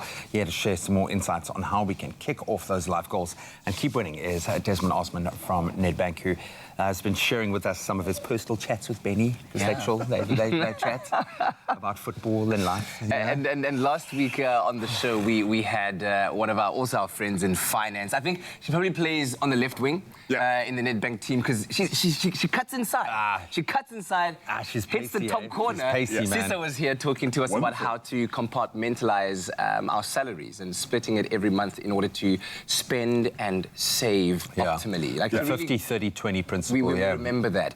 Let's talk about how do we actually get good with money? How do we become good at it? Look, with anything you ever want to get good at in life, you got to practice it, right? I think the generic problem with money is that we all kind of fear it, so we don't practice it. When I ask people in general, how many times do you sit down with your money and figure out what you're going to do with it? It's a very strange answer because people go, well, yet when you say, do you like dancing? How often do you dance? And they say, yeah, I do that twice a week on this day and that day. But no one ever tells you I sit down with my money and I write it down and my budget is every Thursday and no one does that. But that's what you need to do to get good with money. You got to sit down with it and say, I have 100 Rand. What does my 100 Rand do every 30 days? And you got to have your set day. For me, it's every Thursday. So I don't have Puza Thursday. I have Money Thursday. I have to sit down every Thursday and say, okay, great, I have 100 Rand. What am I doing with my 100 Rand? I'm paying myself first, which is that 20% of the pie, the money that I put away. That's actually the money that's paying me. Yeah? And then I have to pay for the things that I need, then pay for the things that I want. Yeah? But you gotta make that conscious call that at least once a week, I'm on once a week now. I started out with once a month. You gotta sit down with your money and say, what are we doing? Sit down with your money. I'm almost like relationship. Wanting to ask, like from a psychological point of view, having that honest conversation about money. Do you think people are kind of scared to have that conversation with their money? Because what if my money can't really do all of the things that I want to do, and I have to now all of a sudden cut back on certain things? So now I don't want to have that conversation. Why is it so important to have that honesty? So the truth of it is, again, let me use the dancing conversation. The first day you dance, you will learn how good or bad a dancer you are. I'm terrible. Yeah? Thanks for saying that. In day number 2, me too, man. You'll start to learn whether you have one move. By dance practice number 2, or number 3, or number 4, you might create 2 moves. So the honesty of it starts with, I'm a bad dancer. Maybe I need help. Maybe I need to take some lessons in classes. Same thing with your money. Day number 1, you might find out, sure, my budget is not getting me to where I want to be. But now, at least you've had that conversation 1. Do I need to get somebody in here to help our budget get us to where we need to be? Day number 3, now that our budget is starting to get us there, how do we grow it? Maybe I need a second job. Maybe I need to cut back on coffee. Maybe I don't need to buy 1, 2, or 3. Maybe I need to do that. Why? Because you've started this practice. It is not going to help to be in denial. You have to honestly say, I only have 100 Rand, but I have wants of 200 Rand. And trust you me, you can get wants of 200 Rand on 100 Rand if you're smart about your money. Sure. First of all, I don't know if we have to be as alarmist and drastic as, say, cutting back on coffee. let's just slow down there, buddy. Let's just slow down. Now, I'm absolutely enamored when you were talking about your chat with Benny, how you were saying that he had said to you that his football, his unbelievable footballing career was just practice to get him to his real job, 100%. which is coaching. You talk so much about you've worked so hard for your money. Now make your money work for you. How do you achieve that? Look, I think with Benny, if I make that example, he was able to actually go get himself a certified UEFA coach's diploma, get himself certified. through the money that he made through the years. Wow. You can't just wake up one day and go get this certification. It costs some money. Yeah?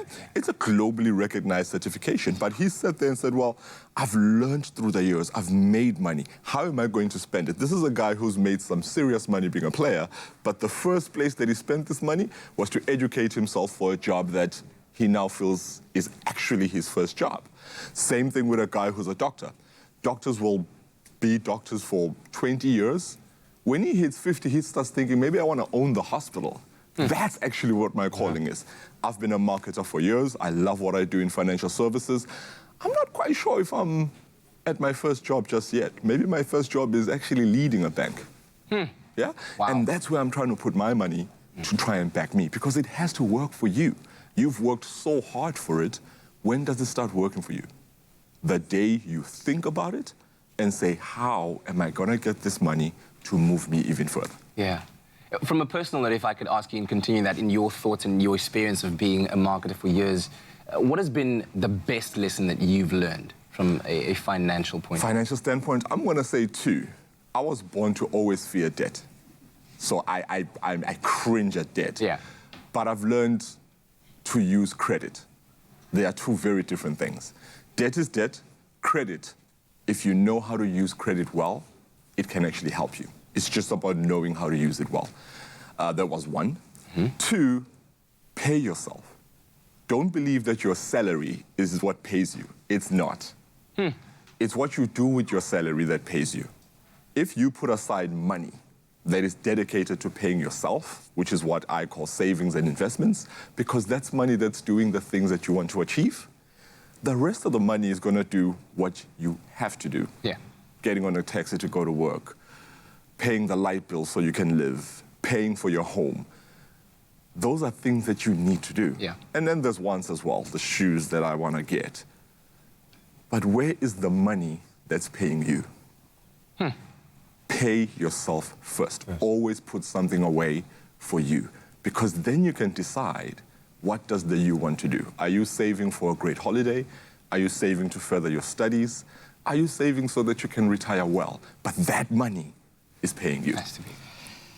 Probably the biggest barrier we face when you say taking that first step is knowing what that first step is. We know what our life goals are, what the grand big dreams are. How are you guys as a bank, let's get real here, making it easier, making it more accessible for us to achieve those goals? Follow the hashtag #MyMoneyGoals. Follow the hashtag #MyLifeGoals. If you follow us, we have such deep conversations around how can we get you kickstarted. And it doesn't all begin with a product. It begins with a mindset. It begins knowing with just saving on my fees. What can I do if I get interest back on those? And it's a conversation that most guys usually don't share. Most banks usually don't share. But come and have conversations that are around your life goals, and we will show you how we can finance them so you can get started. Wow. That's a great way to start it, isn't it? Couldn't think of a better way. Well, you were right. Can you hook me up with Benny, man? I just want to sit up, just want one car drive with Benny. I can just talk a little bit of football. That's all I ask for, man. That's all I ask for. Thank you. This has been really inspirational. Thank you very much. I think it's all very, very clear that by managing your money well, you do give it the best chance at making a real and lasting difference in your very own life. So visit www.nedbank.co.za and equip yourself with the right financial tools so that you can kick off your life goals today. And most importantly, just start.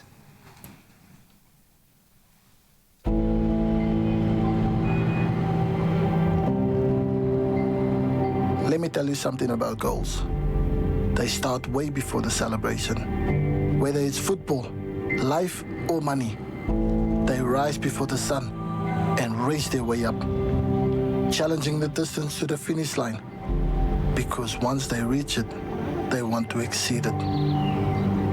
They open doors and raise their hands when life calls, personifying resilience and tenacity, and then committing to making a commitment. Everyone seems to know something about goals, but what no one will tell you is how difficult it is to just get going. So you want to know a secret about goals? The best way to achieve them is to start.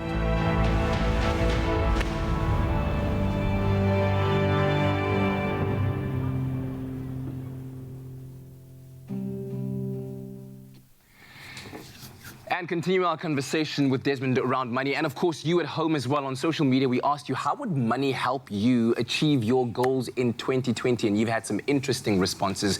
And I thought I'd ask Desmond for his insight as well in reading those comments. Let's take a look. Janet Elizabeth Moira Black says, good morning, team. Pay our bond and build our bedroom downstairs so my husband doesn't have to battle up the stairs anymore. So that would be part of the fund that you've been putting away, that you're paying yourself with to achieve 100%. That particular goal. And that's a very strong one. If you can put as much money as possible on your bond, by just adding another 300 Rand on top of your bond, you can get this thing paid off in about 5 years less. Wow. And if you get to pay off your bond, you do know that you've paid off an appreciating asset. Absolutely. That's land. Absolutely. And there is nothing better than taking care of your health. So why, I don't know about the battle upstairs. Maybe let's have him battle upstairs once a week, because health is also a thing. Let's have him hit the stairs upstairs just once a week. At least once a week.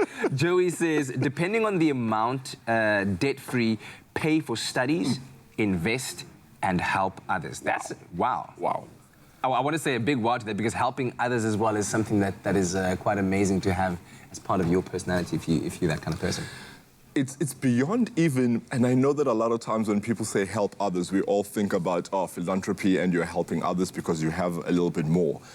In a business context, as we see it as a bank, if you don't help others, you are not building the same economy that you are dependent on. Wow. Exactly. So if you are a guy, for instance, that's going to be debt-free, you don't have money, and you have some money, you're going to have to buy from somebody else. If that somebody else's business is crippled, absolutely. As much as South Africans can help each other, we can start to build our own economy and make our market as strong as possible. So kudos to Joey about helping others. It's critical. It's beyond being nice. It's about actually investing in South Africa. Yeah. Sabelo says, good morning, fam. It would help me expand my music throughout the world and also start my own record label. I love Sabelo. Business. Big dreams, eh? Business. If it's not scary, it's not big enough a dream. Yeah. If it's not scary, it's not big enough a dream. Oh, man. I'm loving it. Sabelo, just start, man. Just start. Mjekula says, take my child to school. Morning, my people there. So that's how money would help her to take her child to school. And I mean, investing in the future generation, it's like, especially as a parent, that is your primary responsibility. It's true wealth. Yeah. True wealth is defined by what we do for our next generations. If we are able to make ourselves as wealthy as possible as generation one, but are unable to move the next generation forward, we have not been wealthy. If we can educate each other, educate the next generation, kudos. Yeah. Kudos. This is what Wendy said about how money could help her in 2020. Start my own business. That is the one way I'll then be able to do everything else. Wow. Very great. And you know what? I love people with an entrepreneurial spirit, because starting your own business, a lot of people think it's my own business. Businesses hire other people. Yeah. You almost start making jobs for other people. Yes, when we say, I'm going to start my own business, everybody thinks of the one that's starting the business. She will have to hire people. Once you start to hire 5 people, you change 5 family economies. And those 5 people change another 5 family economies. So businesses are a key, critical backbone of our country. Absolutely. Rato says, oh my goodness, money would make me debt-free in that way. It would be like I'm given a second chance in life. Wow. I want to build a house for my kids. I want to finish my studies. I do have a permanent job, but y'all know one can never have enough resources. True. Can never have too many bags. Rato is speaking to one that I'm very passionate about around sources of income. It's one thing to have a stable job and have it be a source of income, that's great. But the more sources of income that you can have, it's almost like if you went to battle, would you rather carry 1 arrow or a few arrows? Wow. You know, if you have 4 or 5 sources of income, you are better off. That's very true. I love the idea of side hustle. Don't get it twisted. Everybody needs a side hustle. Yeah, so, absolutely. Rato, go get some. Wow. And then finally, Milky Lioness says, good morning to the Feel Good Breakfast Show. Money would definitely help me get back to school to finish off my studies with my BBA degree. That's my biggest wish for 2020. Milky, we have a very good one for you. Hashtag My Life Goals. Please follow us. We're very big around education. We're very big. I mean, when you look at our call it our first trimester in life, around Jan to about April. We do a lot of work with varsities. We do a lot of work with the youth. We currently are running a very strong campaign that could really unlock her potential around money. So please do follow us. And I don't want to divulge too much of the campaign, but I'd love her to please reach out to us and follow us on all our social spaces, because youth and youth education is quite critical for us. I think I might have something in the bag for her. That is epic. Des, thank you very, very much, man. Hashtag my life goals, hashtag my money goals. Those are the two hashtags that you can follow on social media to just start your journey into that pursuit of your own personal life goals. We're going to take a quick break and we'll see you on the other side. So, you girls ready for this? Ready to see who's the toughest, the fastest, the strongest? Well, this is no walk in the park. Train! Come on, cats, you're on a roll. Keep going, keep going. So you think you got what it takes to beat Katlego? When I said I was training new TV personalities, all you figured you had to do was try? But I thought... You thought what, kitty cat? You can catch these two go head-to-head April 6th on Expresso in the Vitathine Adventure Race, where the men are separated from the boys. Come on, kitty cat, give me one more!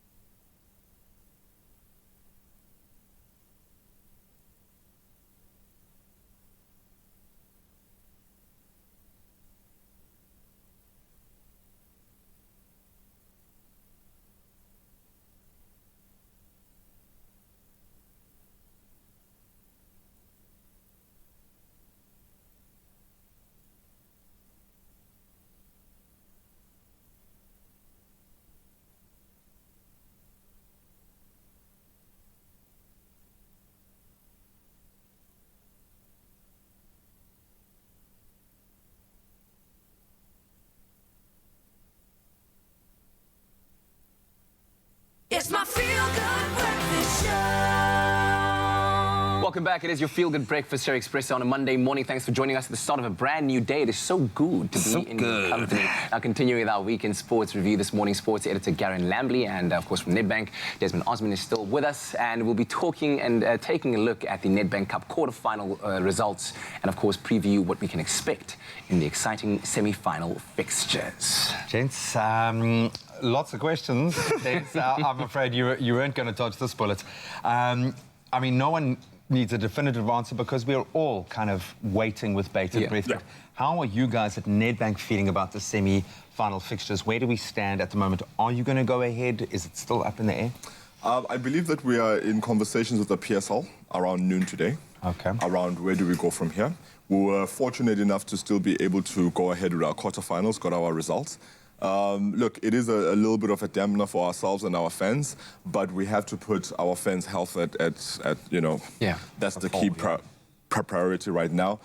We should be able to give you guys something a little bit definitive around the end of the week, around where we will go. Luckily, I mean, we're about, what, 2 weeks away from semi-finals and maybe another 3 to 4 weeks away from the final itself, which we're hoping would be a huge spectacle. But yeah, I mean, this is unknown territory for all of us. I know that a lot of tournaments have been called off. I know that entire leagues have been suspended. but I know that ourselves and the PSL are going to do the right thing. Yeah. But of course, be that as it may, we did have some exciting football action and some great results. Savor what we've got. Yeah, man. Look at that scoreline. Bit striking fear into the hearts of all teams out there. 4-0 against Real Kings. Baroka FC 1-0 over Black Leopards. Mamelodi Sundowns coming back from African football action there to win over Highlands Park. And Bloemfontein Celtics, Punya Selesele, still marching on. Good times there, Garen. Yeah, it was great to see some football action this weekend. All 4 PSL teams actually progressed to the semi-finals. So the cream has sort of risen to the top. And we saw the draw take place last night, and Sundowns are up against Wits. You know, that should be a mouth-watering encounter, which leaves obviously Baroka up against Bloemfontein Celtic, which is again, you know, maybe the 2 smaller teams of the last 4. But you know, this is the fairy tale competition, the cup competition, sort of all about similar. David and Goliath. Yeah, absolutely, similar to the FA Cup in England. You know, there's always a fairy tale story every season. So, you know, if they do go ahead, as Desmond says, it'd be fantastic to see those teams compete and then obviously crown a winner at the end of the day. Let's talk about how they got there. Sundowns may be showing a little bit of fatigue up against an old foe, Highlands Park. No easy feat there. They left it late. You know, needed a substitute to come on in extra time. Yeah. Yeah, they did indeed. You know, as you said, they've just come back from African football competition. Obviously, the team a little bit fatigued. Some reserve players in the mix there, but they got the job done. They got through to the semi-final. That's all important. They march on. Wits were the easiest winners, I guess, on paper. The 4-0 scoreline on Friday night. You know, Gavin Hunt's team, they're looking, I think they're going to fall a little bit short in the PSL itself. So they're obviously looking for some trophies. Some glory, and the Nedbank Cup obviously gives them an amazing opportunity to do that. Yeah. Do you think that, I mean, with that scoreline like that, I mean, obviously they were facing a little bit of a minnow side, but are they the favoured side right now, would you say? Yeah, I think they might be, simply because they're going to put all the eggs in the Nedbank Cup basket. You know, I think they've sort of lost out on the league. They're a little bit too far behind now with the number of games that are, should they be played, remaining. So, you know, they're all in for the Nedbank Cup. They'll be focused 100% on that, whereas Sundowns, you know, they're obviously the other big team. They may be looking to defend their PSL titles, so they'll be more focused on that. So I think, you know, the smart money may well be on Wits. I think, yeah. See what I did there? Yeah, I see what you did there.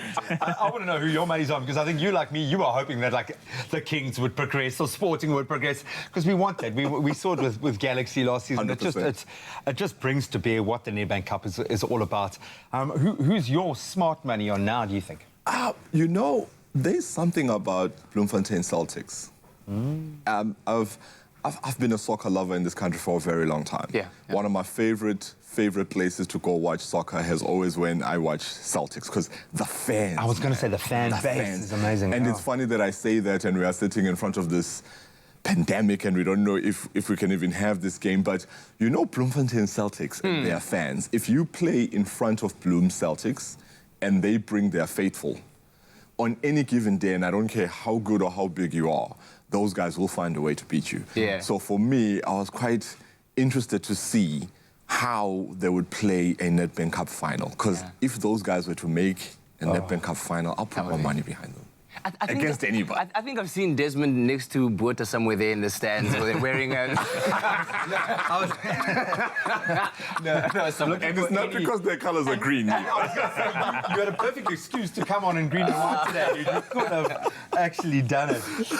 Maybe we just need to find that one super fan and put them in the stadium. There must be a way around this, but I appreciate the completely unique situation we're in. So hopefully we can stay connected with you. I know we're going to be bringing you in a lot to be talking about life goals 100%. and money goals at that, so this certainly fits into that sphere. Absolutely. Garen, thanks very much for bringing us updated. Of course, hope you enjoyed the action over the weekend, but if you want to continue following the action, at least in terms of your life goals out there, hashtag #MyLifeGoals, follow that on social media.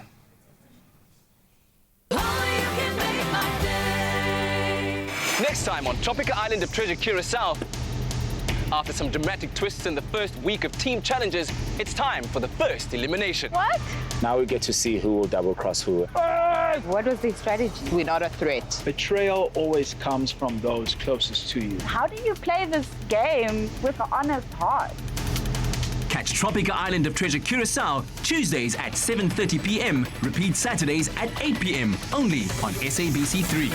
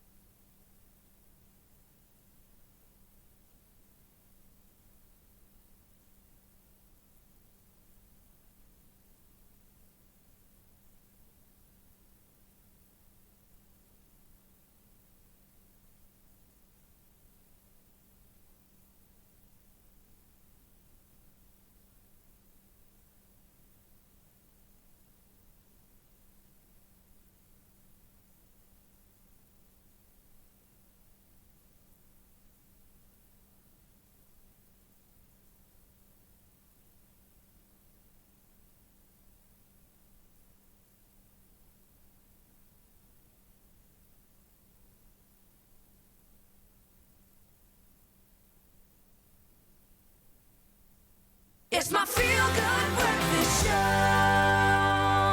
Welcome back to this Monday morning edition of your Feel Good Breakfast show on SABC3. It's Expresso. We're live, large and in charge and very much aware of what's happening out there in the world, of course, trying to keep you up to date. Of course, you'll remember that yesterday, last night, the president was addressing the country on some very, very important issues and matters concerning the coronavirus and COVID-19. And we are in control. By his statements and by how we react, we can take control of the situation, and that's the bottom line here.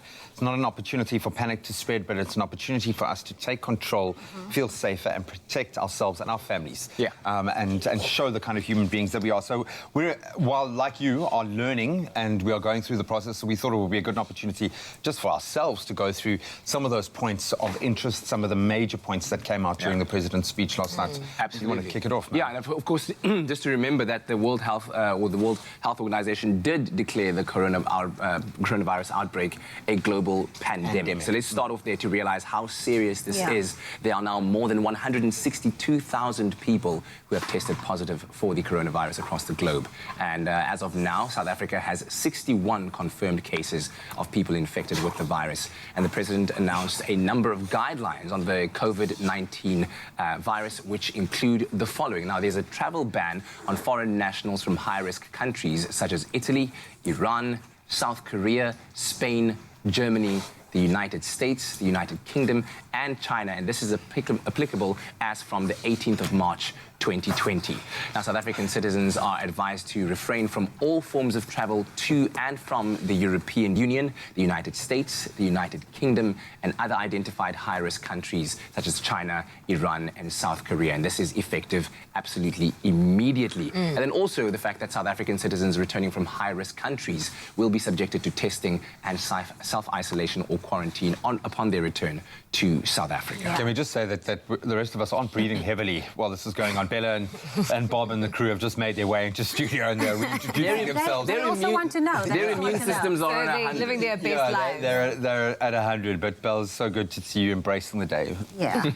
Another tip that was also mentioned is that South Africa has 72 ports of entry in the country, which are land, sea, and of course airports. Now, of the 53 land ports, 35 will be shut down with effect from Monday, which is today, the 16th of March. Another tip was also all non-essential travel for all spheres of government outside of the Republic is prohibited. And then we also, Cyril Ramaphosa further discouraged all non-essential domestic travel, particularly by air, rail, taxis and buses, which is going to be very difficult because I feel like a lot of people in the community needs to get to work with buses, but of course it's just to bring awareness around the I think with each solution comes its own shortcomings, you know, a huge challenge, but I think coming together we can navigate our way through this entire situation. But also the president has encouraged that all social gatherings with more than 100 people to be banned completely. Well, not completely, but it's discouraged, and mass celebrations will be cancelled. Schools will be closed from Wednesday, 18th of March, and will remain closed until after the Easter weekend. And then all visits to correctional centres are suspended for 30 days without question. That kicks in immediately.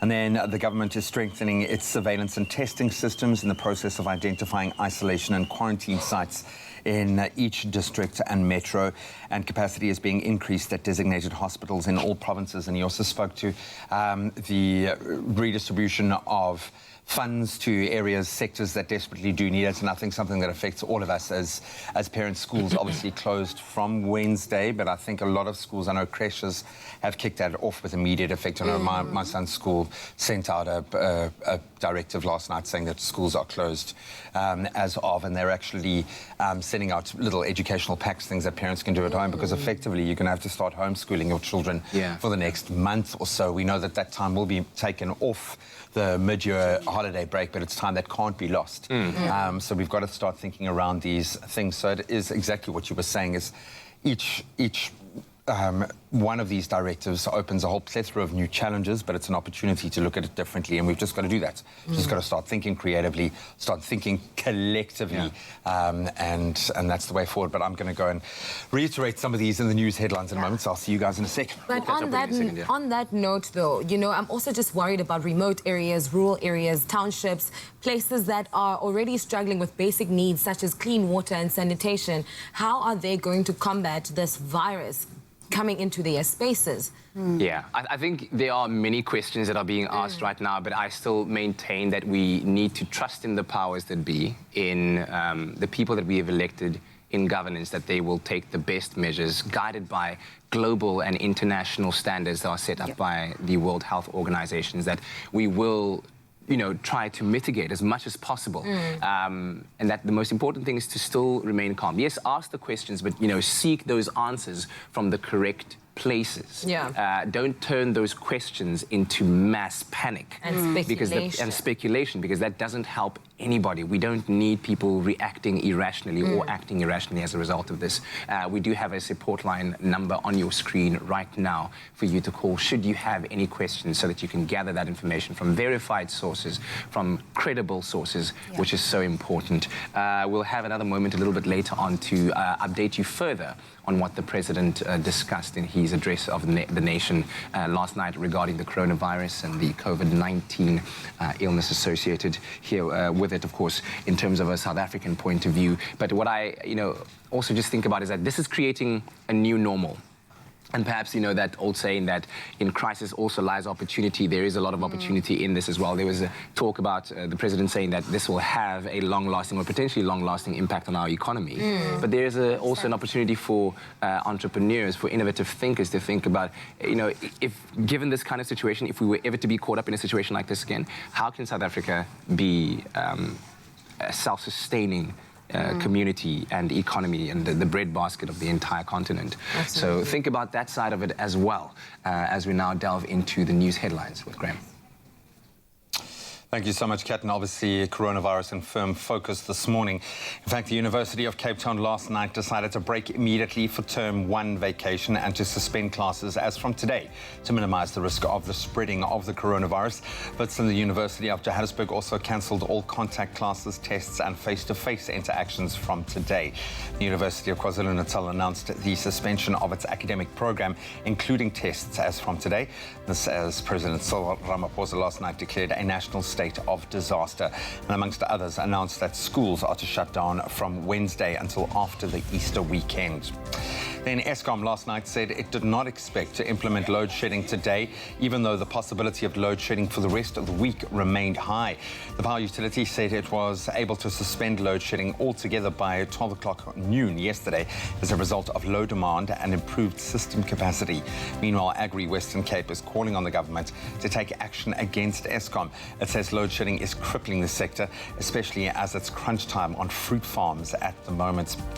Then further afield on the international front, the UN Refugee Agency and partners are appealing for $1.3 billion to assist more than 2 million South Sudanese refugees and 5 major countries hosting them: Ethiopia, Kenya, Uganda, Sudan and the Democratic Republic of Congo.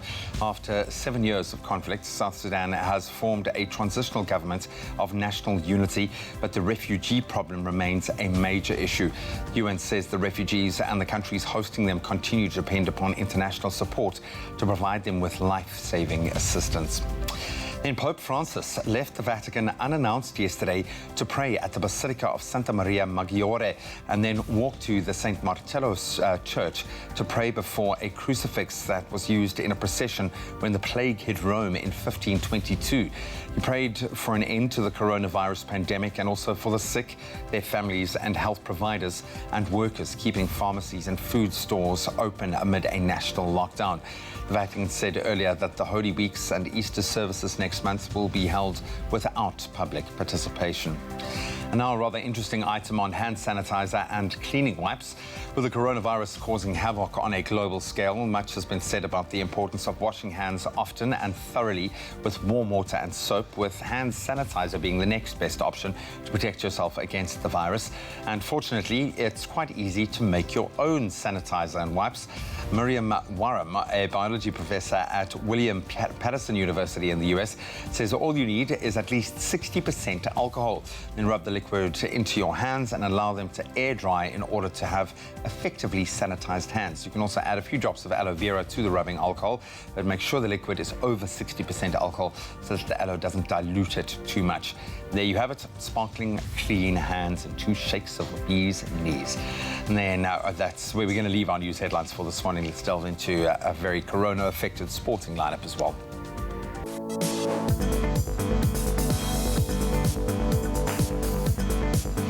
The Nedbank Cup semi-final fixtures, the matchups at least, have been confirmed on Friday. Bidvest Wits were the first team to advance after thrashing Real Kings 4-0 at the Sugar Ray Khulu Stadium. Wits will face Mamelodi Sundowns in the semis. After Masandwana, they edged out Highlands Park 1-0 in extra time on Saturday. Baraka FC, they defeated Black Leopards 1-0. They'll meet Bloem Celtic in the semi-finals. That was after they eliminated TS Sporting 3-2 in a dramatic penalty shootout yesterday. Then on to rugby, the Sharks recorded a 24-14 win over fellow South African side, the Stormers, in their derby fixture at Kings Park in Durbs to consolidate the top spot in the Super Rugby standings. The Lions suffered a 43-10 loss to the high-flying Blues in Auckland, and the Reds, they defeated the Bulls 41-17, coming back from 17-0 in Brisbane. So the touring Lions and Bulls will now make their way back to South Africa after SANZAAR made a decision to suspend all Super Rugby games due to concerns over the spread of the coronavirus. And then lastly, onto cricket. The Over-50s Cricket World Cup now joins the long list of sporting events being cancelled or at least postponed due to concerns over the coronavirus. The World Cup was being staged in and around Cape Town and has been cancelled with immediate effect. The organising committee made the decision during the course of the 3rd round of matches. And that's where we leave our sport for this morning. Let's take another look at the roads.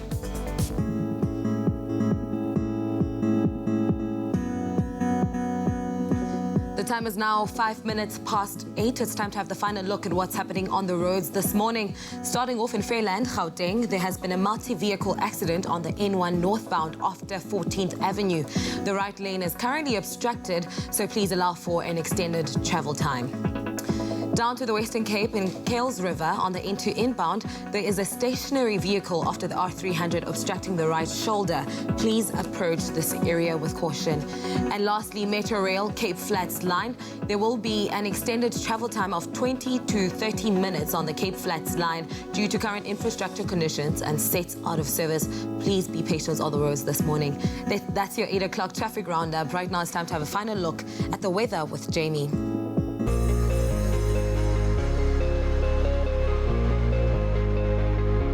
Thank you so much, Kutle. You are still keeping it locked here on your Feel Good Breakfast Show. It's a Monday morning, and we've asked you to send in your sunrise pictures. Thank you so much to our regular photographer, Father Khan, for your stunning sunrise from Richards Bay in KZN, as well as Gemi Ungobeni for your blue skyline from Botlogwa in Limpopo, as well as Nancy Govender for your glorious sunrise from Pennington in KZN. And then last but definitely not least, Umtokozo Makatini for your gorgeous skyline from Johannesburg. We love seeing those skylines every morning, so keep them going, keep them flowing on our social media page, Expresso Morning Show SABC3. But right now, let's take a look at the temperatures for the rest of the country, starting off in Polokwane with a low of 16, peaking at 27 degrees. Now, high humidity can be expected for you, Umbombela, ranging from 16 to 24 degrees. Pretoria, 14 to 28, Johannesburg, 12 to 26, and then a northeasterly wind of 15 kilometers per hour can be expected for you, Mahikeng, with a low of 16 and a high of 30 degrees. Klerksdorp, 15-30. High humidity coming through for you, Kimberley, with a low of 16, peaking at 30 degrees. Bloemfontein, 13-28, and then heavy rainfall expected today for Richards Bay with a low of 18 and a high of 24. Pietermaritzburg, 14-19, and if you find yourself in South Africa's playground today, Durban, your low is 20 with a high of 23. High humidity coming through for Umtata today with a low of 13, peaking at 16. East London, 16-20, and the coolest start to the morning can be found in Craddock today with a low of 10 and a high of 22. Port Elizabeth 17 at 22, and then an easterly wind of 30 kilometers per hour for you, George, with a low of 14 and a high of 21. So hold on to those hats today. Now, high humidity expected for Sutherland today with a low of 12 rather, peaking at 21, and then a southeasterly wind of 20 kilometers per hour if you find yourself in the mother city Cape Town today with a low of 15, peaking at 27. Worcester 14 at 28, Springbok 15 at 35, and the highest temperature in the country can be found in Uppington today with a low of 24, peaking at 36. Whatever the weather, wherever you find yourself, make sure that it's a Monday that you make it count. All right, we continue our conversation, given, of course, the President's national address yesterday regarding the coronavirus and COVID-19 and the steps that we as a nation are taking in order to mitigate the spread of the virus. There are 61 confirmed cases right now in South Africa, so I think you can imagine that a lot of people have many questions about what now, what to do. A lot of terms being thrown around like self-isolation, self-quarantining, what all of that means, and so we thought that we'd take you through that a little bit in order to clue you up on what's going on. So the question of self-quarantining and who should be self-quarantining, that very clearly is stated that self-quarantining should be applied by people who have traveled to high-risk areas, people that have been in gatherings of large amounts of people where there could have been a potential of a transmission from somebody who was infected and been directly exposed to the virus. If you are in that position or have been in one of those positions, especially like in the past week or two, self-quarantine is advised. Is advised. And we've got some very helpful steps as to what you need to do, how you can go about that self-quarantine process. There's not a need to panic in this space, just follow this step by step. So first, stay home, only go out if you need medical care. Then monitor your systems. We have spoken a lot and had a lot spoken about fever, cough, shortness of breath. If you're feeling like your lungs are being compressed, if you're struggling to breathe, that is a very strong indication. Then get medical attention as soon as possible if you become ill. Then make sure you know and follow the steps to seeking care. And I'm going to reiterate what those steps are exactly. So you first call your healthcare facility, tell them that you have or are being evaluated for COVID-19. Then you put a face mask on before you enter that healthcare facility, and you ask your healthcare professional then to inform the NICD. Yeah. So there we go. All right. And of course, while in self-quarantine, there are certain measures that you also do need to apply in order to curb any kind of transmission from you to another person. One, of course, don't go to work or to school or public areas, and avoid using public transportation or taxis. One of the things that we did mention earlier on, that was also mentioned by the President yesterday. Separate yourself from other people and animals in your home, and if you can, use a separate bathroom.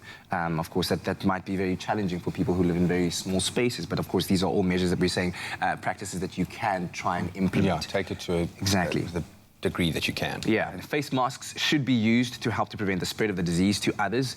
Cough or sneeze into a folded elbow. So as we all have seen, it's like it's coughing like this or sneezing like this instead of doing... Everyone's calling it the President's dab. Yeah. President's dab, yeah. There we go. When you greet someone, your shoulder. In fact, wasn't that encouraged a couple of years ago as the new normal? Anyway, so that you don't get any kind of bacteria or viruses on your hands that might be transmitted. Then you're passing them on, Exactly. So there we go. That's one of the things that you definitely need to do. Alternatively, cover your mouth or your nose with a tissue when you cough or you sneeze. Those are always helpful to have around. Then very importantly, to clean your hands as often as possible with warm water and soap. For at least 20 seconds, or with an alcohol-based hand sanitizer that contains between 60 to 95% alcohol. Those are the ones that are effective. People have already gone out and panic bought just about every kind of bio scrub or... Also, make sure you know how to open the bottle. Open a bottle. Step number one, try to open the bottle. Some soap over there. Yes. We've got some warm water. And do you know how to count... Do you count 20 seconds or do you make it fun for yourself? You were about to ask her, do you know how to count? Do you know how to count? Well, sometimes I can count. It depends on which day I want to count. But I make it fun because I have a little one, so then I sing happy birthday twice. Okay, go. You guys can sing happy birthday. You guys Happy sing birthday to you. Happy birthday to you, Bobbers. Happy birthday, dear Jamie. Happy birthday to you. How old are you now? How old are you now? How old are you now? How old are you now?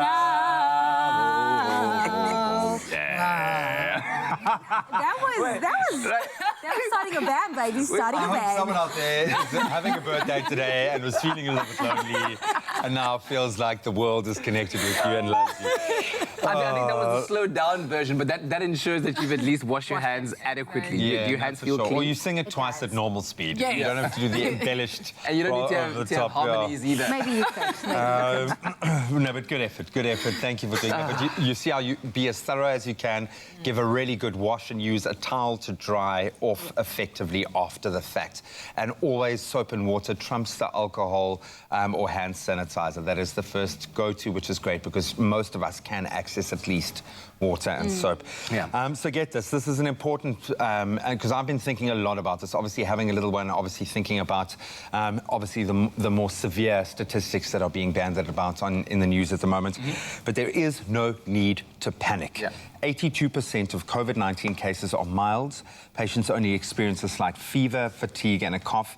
Only about 6% of patients need intensive care, and the vast majority of people can stay at home and get better without hospital treatment. Yeah, as long as you follow those guidelines, man. Things like, you know, don't just go touching your eyes or your nose unnecessarily. Or other people. Exactly. Wherever you can, if you have a little sanitizer towels or wet wipes, wipe off surfaces. Keep your home clean as much as possible. Those are some of the guidelines that have been offered, also suggested by the World Health Organization in terms of keeping yourself and your loved ones safe. And stay connected. Connect with WhatsApp groups. Don't spread panic, but spread useful messages. Help each other. If you find articles that have useful information about it, I'm so glad that you mentioned the opportunity for entrepreneurs. Remember what happened when my last baby was about to be born. We were a day away from day zero. And I remember thinking, oh my word, I'm now going to bring a baby into this post-apocalyptic world that's about to crash. And I honestly had visions of me with a baby carrier and a panga running through the streets like, I'll protect you, baby, you know.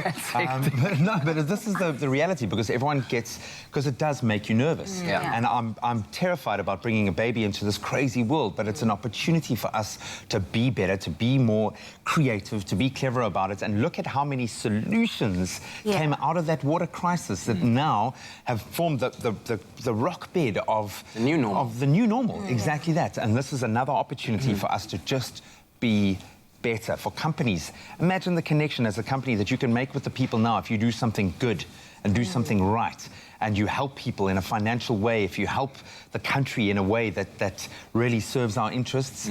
This is an opportunity. It's not devastating, not yet. We have an opportunity. I think it's also time now for the communities to stand together, because a lot of parents can't afford to stay at home. Yes, schools are being closed this Wednesday, but a lot of parents can't afford to stay at home and look after the kids. So if you are staying at home, make sure that you can be like, you know what, because one of the cameramen was actually saying now he's going to go home, take a shift of all the kids in the community, watch them, and then later another parent will then take over. So if you can do that, we encourage you to do that as well. All right. And to just close off the segment by quoting the president, who said yesterday, we cannot allow ourselves to be overwhelmed by fear and panic. We must stop spreading unverified and fake news. And while we are facing a medical emergency far graver than we have experienced in recent times, we are not helpless. We have expertise, means, and knowledge to fight this disease. We also have partners, various countries and institutions working with us. And if we act swiftly, we can limit the effects of this disease. On that note, find inspiration in those words, and we'll see you on the other side of the break.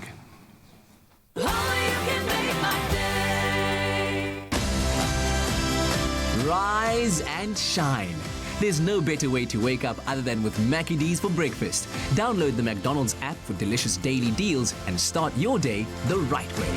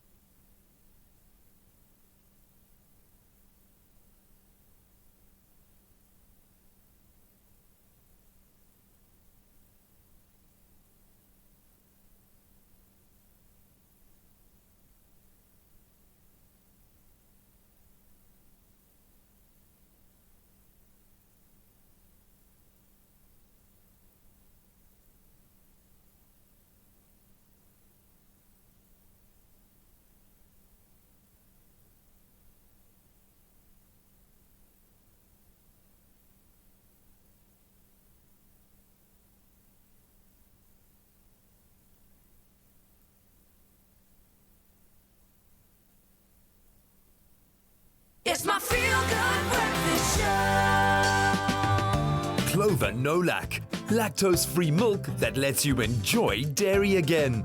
Made with love by Clover.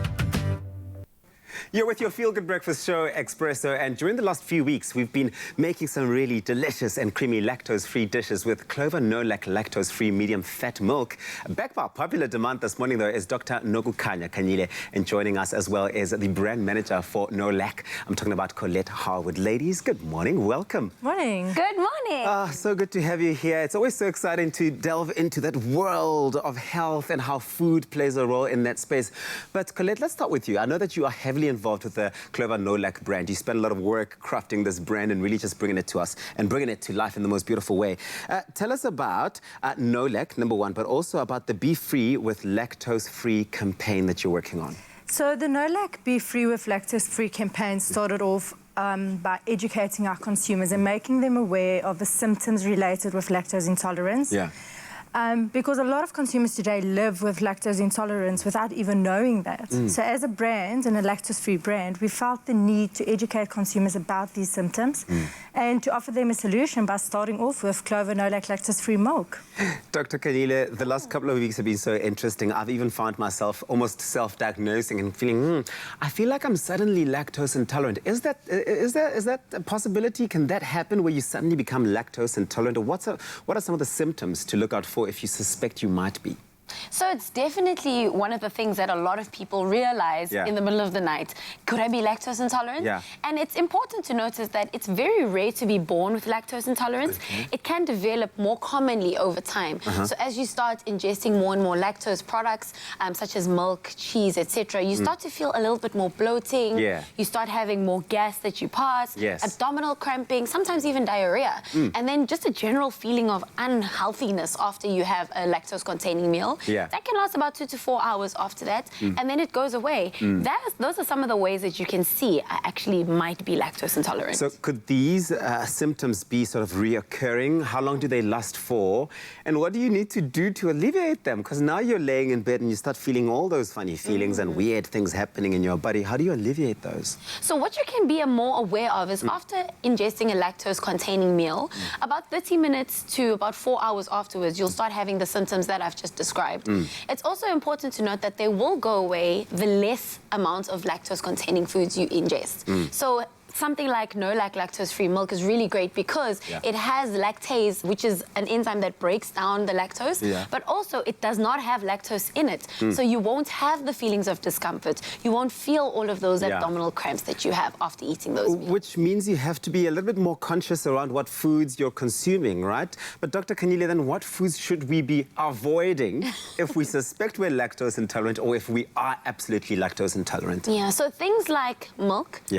Because obviously there's lactose in there. Also dairy products such as cheese, yogurt, and hidden things like sachets that you add, sometimes coffee, even soups that contain milk-containing products in there. They don't necessarily say that they have lactose, but they might suggest things like milk, dairy, etc. So it's important to read the label and then just be aware. You can always go for alternatives and instead of just avoiding it completely. Yeah, and there definitely are alternatives. We've had so much fun, Colette, with the Clover No Lac. I mean, it's changed my life in the most beautiful way. Glad to hear that. Could we expect a range extension? Are you working on something interesting there? Absolutely. Yeah? All I'm allowed to say and going to say is watch this space. Ooh, and watch this space. We will. Well, for you at home, don't go anywhere. We'll be back in the kitchen a little bit later on, making some scrumptious No Lac lactose-free apple French toast. Oh, yes. Oh, yes. So if you want that recipe, be sure to stay tuned. Clover No Lac, lactose-free milk that lets you enjoy dairy again. Made with love by Clover. Well, on this Monday morning, we're joined by the Town Carnival dancers, and they're here to give us a little taste performance of what we could have seen at this year's Town Carnival, which unfortunately is not taking place anymore. But we are very privileged and honored to have them in our studio. And here they are with the Kingdom Dance.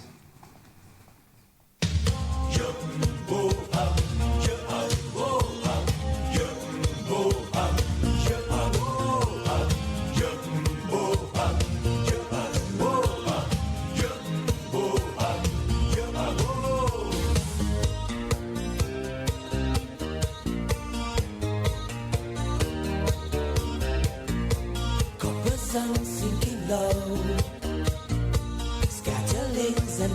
fugitives, hooded eyes and weary brows, seek refuge in the night. They are the scatterlings of Africa, each uprooted one. On the road to Bellamanga, where the world began. I love the scatterlings of Africa, each and every one. In their hearts a burning hunger, beneath the copper sun.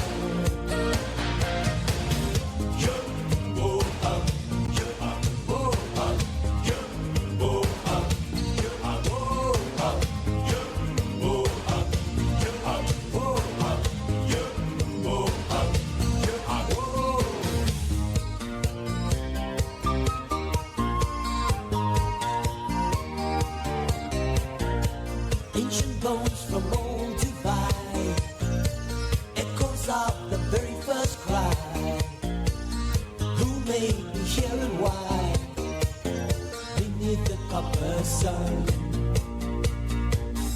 African idea, African idea.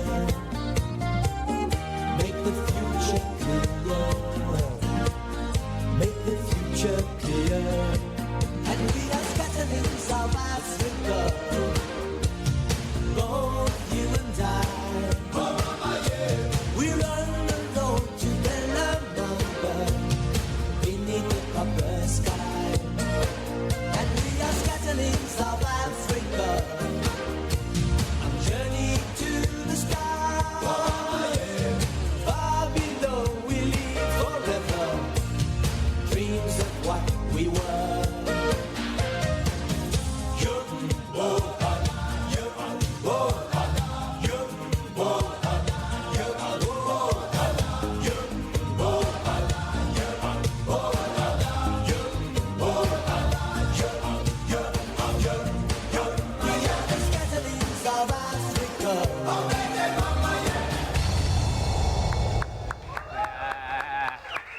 Beautiful performance. Hopefully that's gotten you energized and inspired for this Monday morning. We're going to take a quick break, and when we come back, I'm sure that a few of you might have a couple of back strains from all those moves we've been doing. We'll be talking about back pain on your Feel Good Breakfast Show. Stay tuned.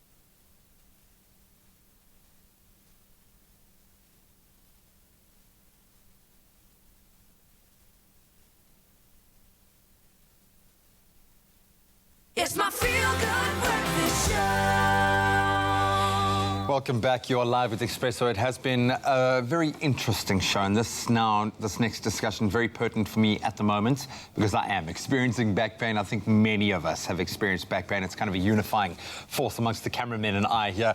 At one point in our lives, we've all felt that pain, and for some, this may be a reoccurring issue and very debilitating, whether it's caused by bad posture, lifting something heavy, which was my case, an uncomfortable work chair, even arthritis. Back pain can be quite debilitating and very painful to deal with.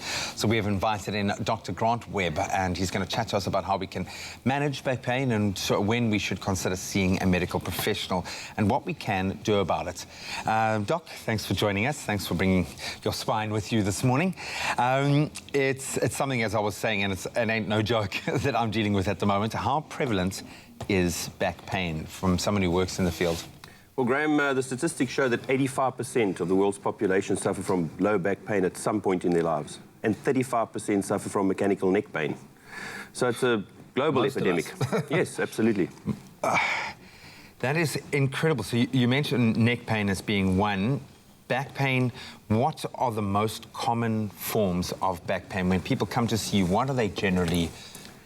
Well, we get the muscles that support and move the joints in the spine. They can cause problems. You can injure a muscle, you can tear a muscle, lifting something heavy. You can injure the discs. The discs are the little soft tissue structures between the vertebrae that cushion the spine and also keep the holes open where the nerves from the spinal cord come out. And then thirdly, you can injure the facet joints, which are these small little joints in between the vertebrae. They're very small joints that hold a lot of the body's weight and also guide and restrict movement. And they're very easily injured, like any joint can be injured. And that's where most of the problem comes from, is the joints themselves. It's so dynamic. Looking at it laid bare like this, you can see that it's a dynamic system that is, in fact, carrying the weight of your body. Never mind your head, which obviously has a massive amount of weight, but it's such a dynamic system that has to support so much weight. How then do you approach treating back pain? Where do you start? Well, interestingly, most of us today, most of the workforce is sedentary. We sit in front of our computers, we drive our cars, sit in front of the telly, and our curves have become reversed. As you can see from the spine, it's got a natural S-shaped curve to it. And that's very important because you can see the vertebrae go from small at the top of the spine to larger towards the base. Okay. The result of that is that the larger vertebrae at the bottom are the ones that actually have to deal with most of the body weight. And that S-shaped curve is very important to dissipate the weight of the body throughout the vertebrae and throughout those discs that get larger towards the bottom. Now, because we sit a lot, our spines lose their natural curve and they become much more flat. They lose that S-shaped curve. Now, most of the body weight is centered straight down onto the lower vertebrae. And therefore, most of the problems in the spine are in the lower back because most of the body weight is centered down there instead of dissipated through that S-shaped curve. Wow, that's actually incredible. And you kind of think that your back must be nice and straight. You forget about that, or you don't know about that curve. Yes. I injured my back whilst moving, I think. And this is the problem. Often you don't know if it could be an injury that's built up over time. It could be a moment where I've done some muscular damage. The chiropractor that I'm seeing reckons that and you actually know, Dr. Taylor, yes, that I possibly bruised one of the discs, the cartilage in between two of the vertebrae. At what point should you say, okay, my back is sore enough to go and see someone? When do we go and seek the help of a medical practitioner? Well, generally, if you're suffering from back pain that's not relinquishing within a week, I would say it's time to seek a professional's help. Because often if you leave it, it can start off in the joints or the muscles. It can go into the disc. And if the disc gets more severely injured, then you get nerve root pressure. And the nerves from the lower back run down the legs. The nerves from the neck run down the arms, and all the nerves in between supply the organs. So when you get nerve pain, then you're in more trouble.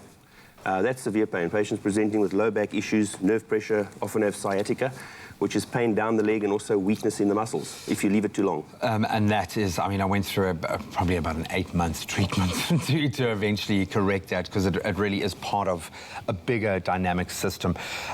What can we do about general back pain? Well, first of all, seeking professional help if it's lasting too long. That's important. We've got to realign and unlock the joints in the spine. And also, certainly training, exercising, keeping the body strong is very important. Mostly we find that the extensor group in the spine is the area that gets weak because we tend to sit in forward positions all the time, as I mentioned earlier. So going down to the gym, doing resistance type training is very important to help prevent and alleviate back pain, and also in the long term help encourage a good posture that will prevent further recurrences. Just very quickly, when you say resistance type training, what kind of exercises would be good for that kind of... For lower back pain specifically, extensor exercises for the lower back muscles, all the deep tissue muscles in the lower back. So going down to the gym, either swimming lengths in the pool or actually doing an overall weight training program. I always suggest to patients though that we don't just focus on the lower back, even though that might be your particular problem area. We need to work on and encourage a good posture throughout the body. If your bicep and tricep are strong, then your elbow joint is strong and less prone to problems. So when you look at the spine, you want the whole spine to be strong to encourage that upright posture that we so tend to lose as we get older and because of our work positions. Thank you for the reminder. I shall adjust my posture right now. It's worth bearing in mind that so many of these issues are caused by that sedentary lifestyle, as Doctor has pointed out here, but you can seek help and you can do something to be proactive about it. Train your body, stretch, do something before that pain becomes chronic. And if it is chronic, I can certainly relate. Go and see a professional doctor. We'll have to do elbow for today. So those who are experiencing back, remember to always visit your pharmacist first, and in more serious cases, visit a medical professional who can assist you in how to relieve that pain you are suffering from. There's no point, no need to carry on suffering.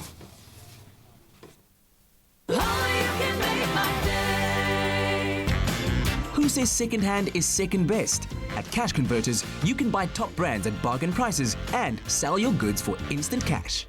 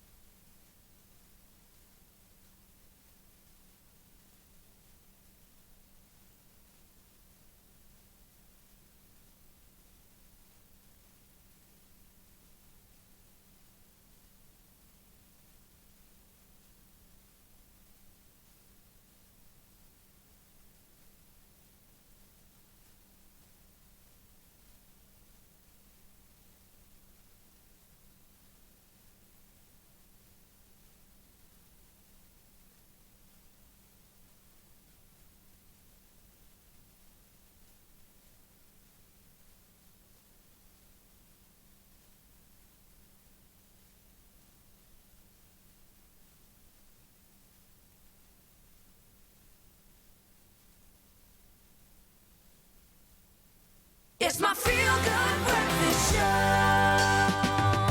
Clover No Lac. Lactose-free milk that lets you enjoy dairy again. Made with love by Clover.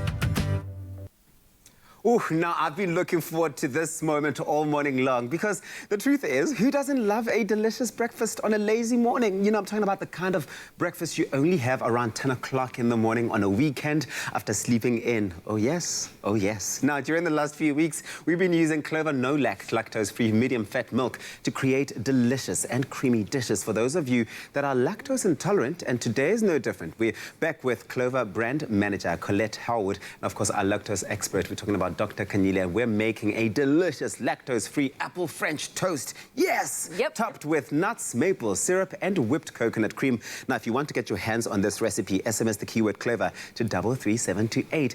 Ladies, let us get working. What have we got here?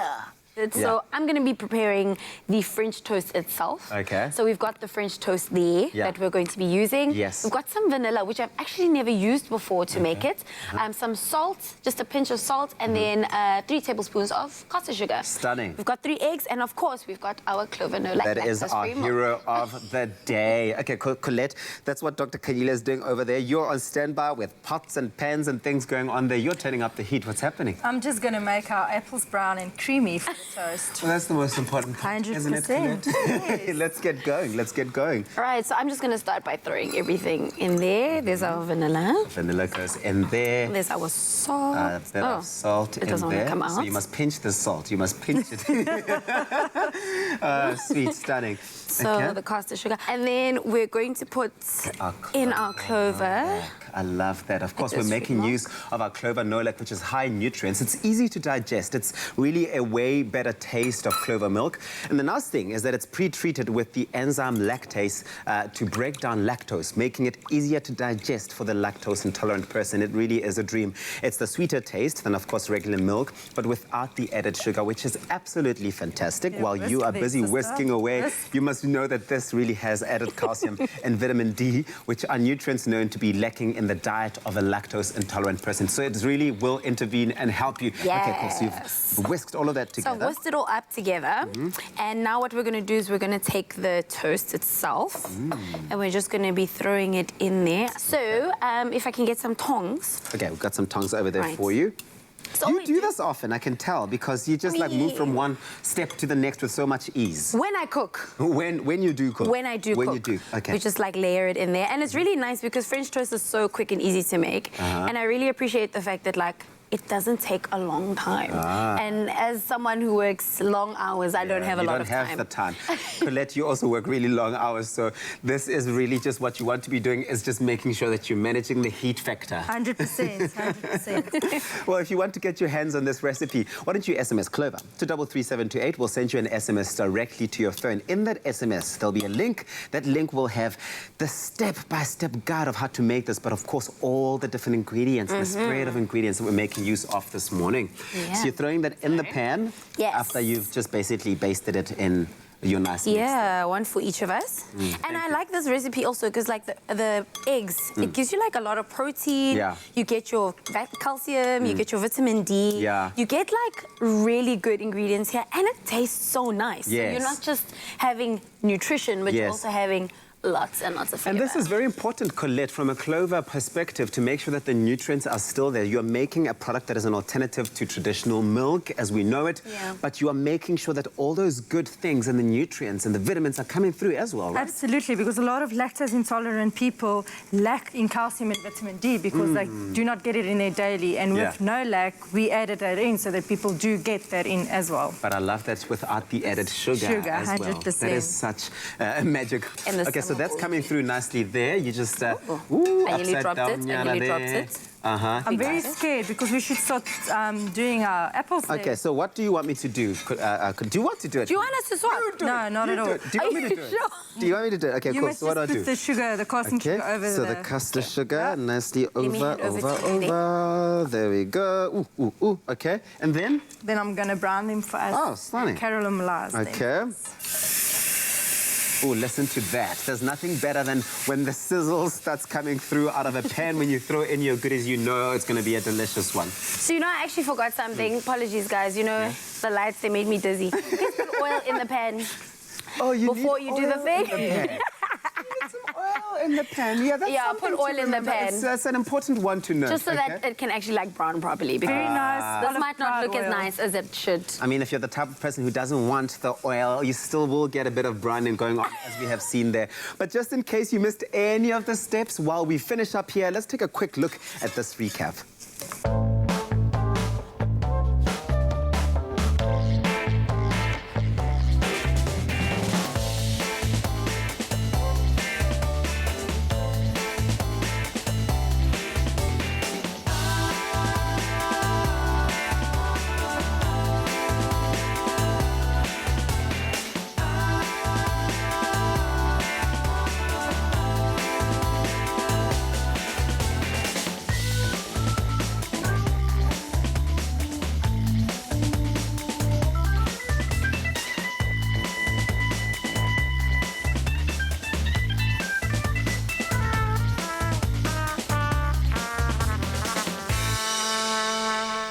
Made with love by Clover. Simple as that. SMS that keyword, it's Clover, to 33728 if you want to get your hands on this recipe. I love it. I absolutely love this. But of course, we did make some a little bit earlier on, and it looks absolutely amazing. It definitely looks more nicer. This looks so good. Colette, please come this side. I want you to have the first tasting rights to tell us if Dr. Kanyile has done an impressive job here or not. No pressure. No pressure. No pressure. I'll toss this one. Yeah, Take that one doesn't matter. Oh, it looks so good. You almost don't want to eat it. You want to keep it there. It's pretty to eat. Yeah. That's the other thing. I think if I make it too pretty, I'll be like, no, I don't it's so beautiful. Yeah. You wanna make your toast and eat it. Let's be like MasterChef and get everything in there. Yes. And? Ooh, I'm worried about Yeah! Is that a good I'm not sharing this. That's telling. Definitely. But of course, I feel like I wasn't part of this. yeah, but of course, just because you're lactose intolerant doesn't mean that you can't enjoy creamy dishes. I mean, look at this. It looks amazing. Be free with no lac. I'm talking about Clover, no lac, lactose-free. SMS that keyword Clover to 33728 to get this recipe sent to your phone. Each SMS will cost you R1.50 and no free SMSs apply. Remember, tune in next week for another great Clover, no lac, lactose-free recipe. Can I get involved, please? Can we get involved? I think we're going to have to fight this one out. Okay, let's go. Woo. Clover No Lac. Lactose-free milk that lets you enjoy dairy again. Made with love by Clover. Thank you so much, guys in the kitchen. Smells amazing. Almost that time. Hashtag Tropica Tuesday. Just less than 24 hours to wait, in fact. And last week, on the second episode of Tropica Island of Treasure, Curacao, we witnessed a lot of drama between Kay and Kaldeen. Yeah, that ending was absolutely when you said it's going to be spicy, Yeah, I meant it. And of course, you would have seen that last week was the first week of team challenges, and the teams really did amazingly, especially Team Cool Red and Team Mango Peach. They came out. I think Cool Red out of the probably the pace setters for me. Well, not if you looked at how it all turned out at the end of the day. They ended up tied at the top of the leaderboard, which of course led us to the Tropica Long Life ceremony, where a new twist was introduced in terms of the Long Life charms, which give you that 30-second advantage should your team make it through to the grand finale, and of course gives you a little bit of an added bonus prize if you end up at the top of the leaderboard at the end of the Tropica Long Life ceremony. So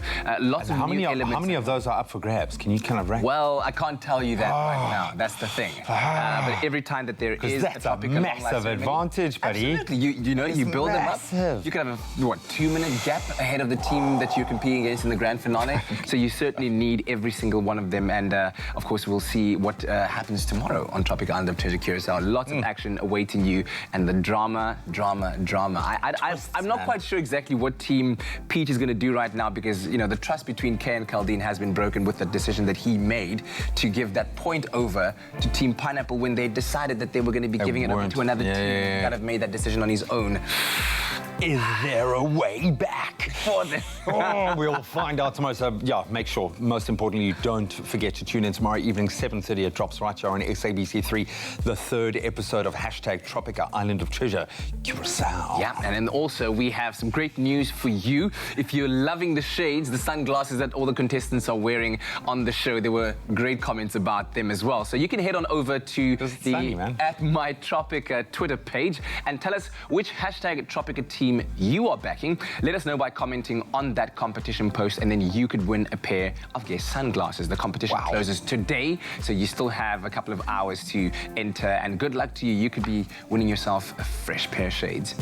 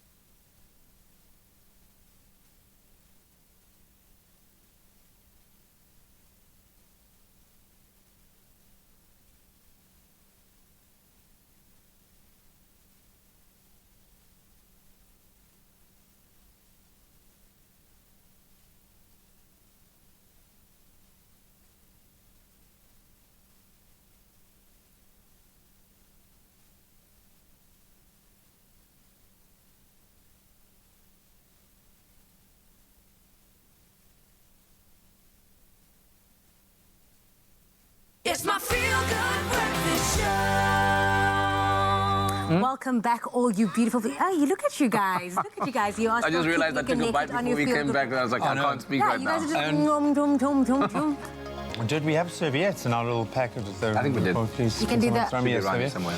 Oh, yeah, no, I'll just... but it is indeed, I'm tasting the new smoky beef fold-over. Smoky. Are you loving it? And it is smoky.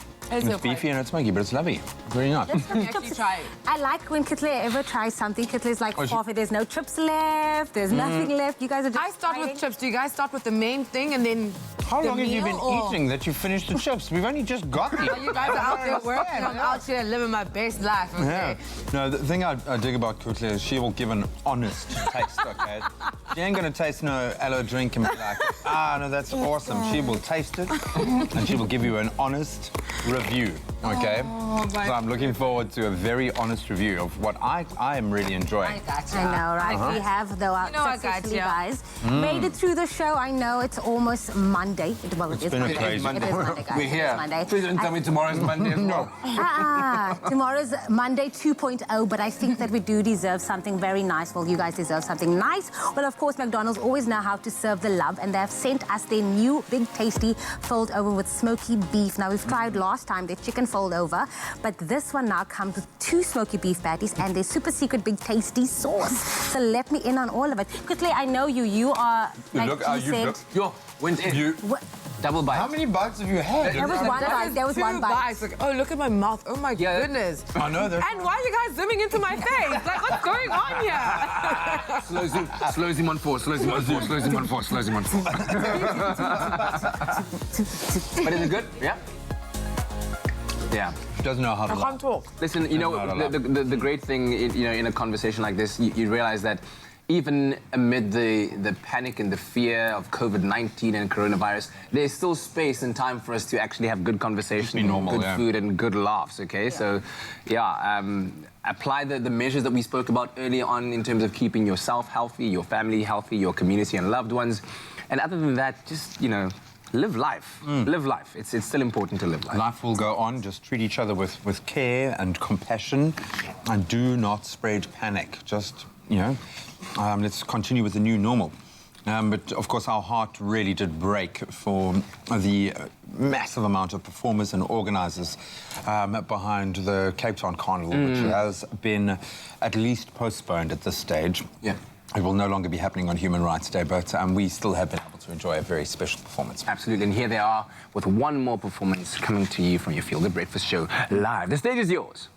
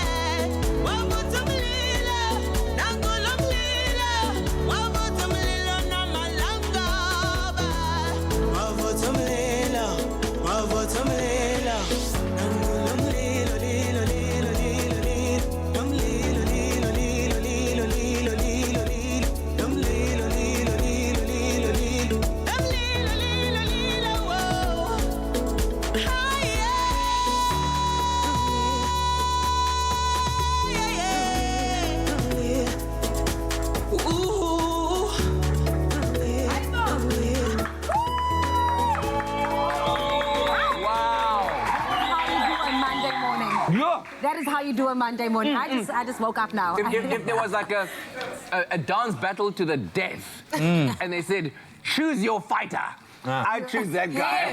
100%. All day, every day, twice on a Sunday. But that's also my song. Oh, yeah? And the only reason...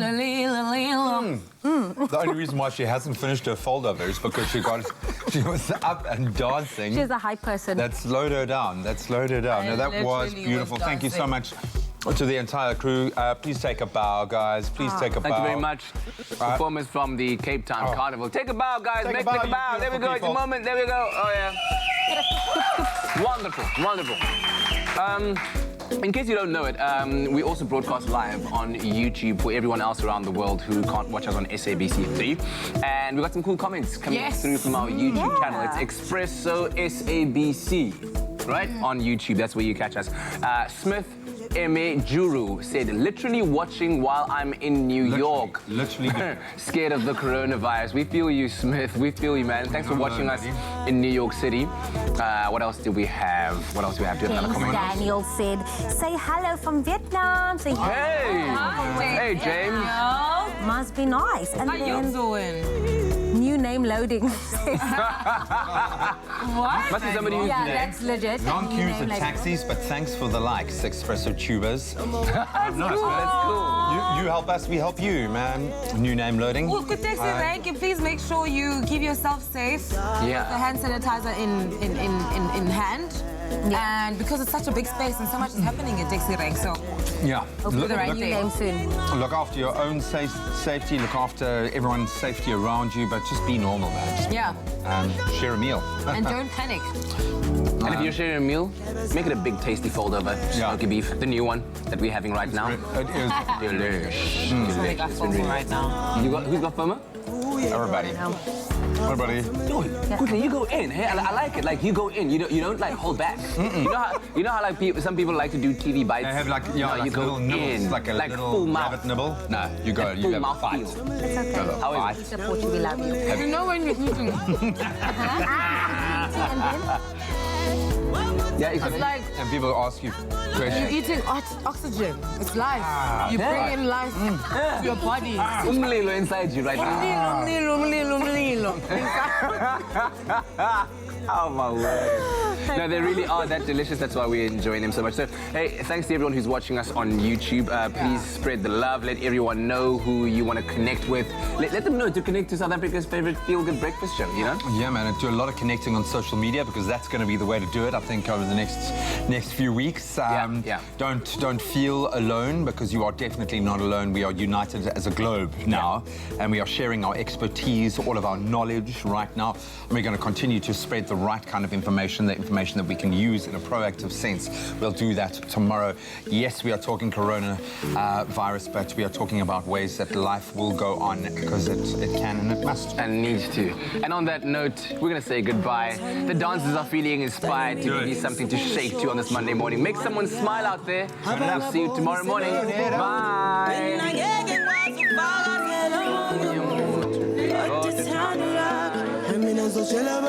Expresso Show, made with love by Clover. Another feel-good production.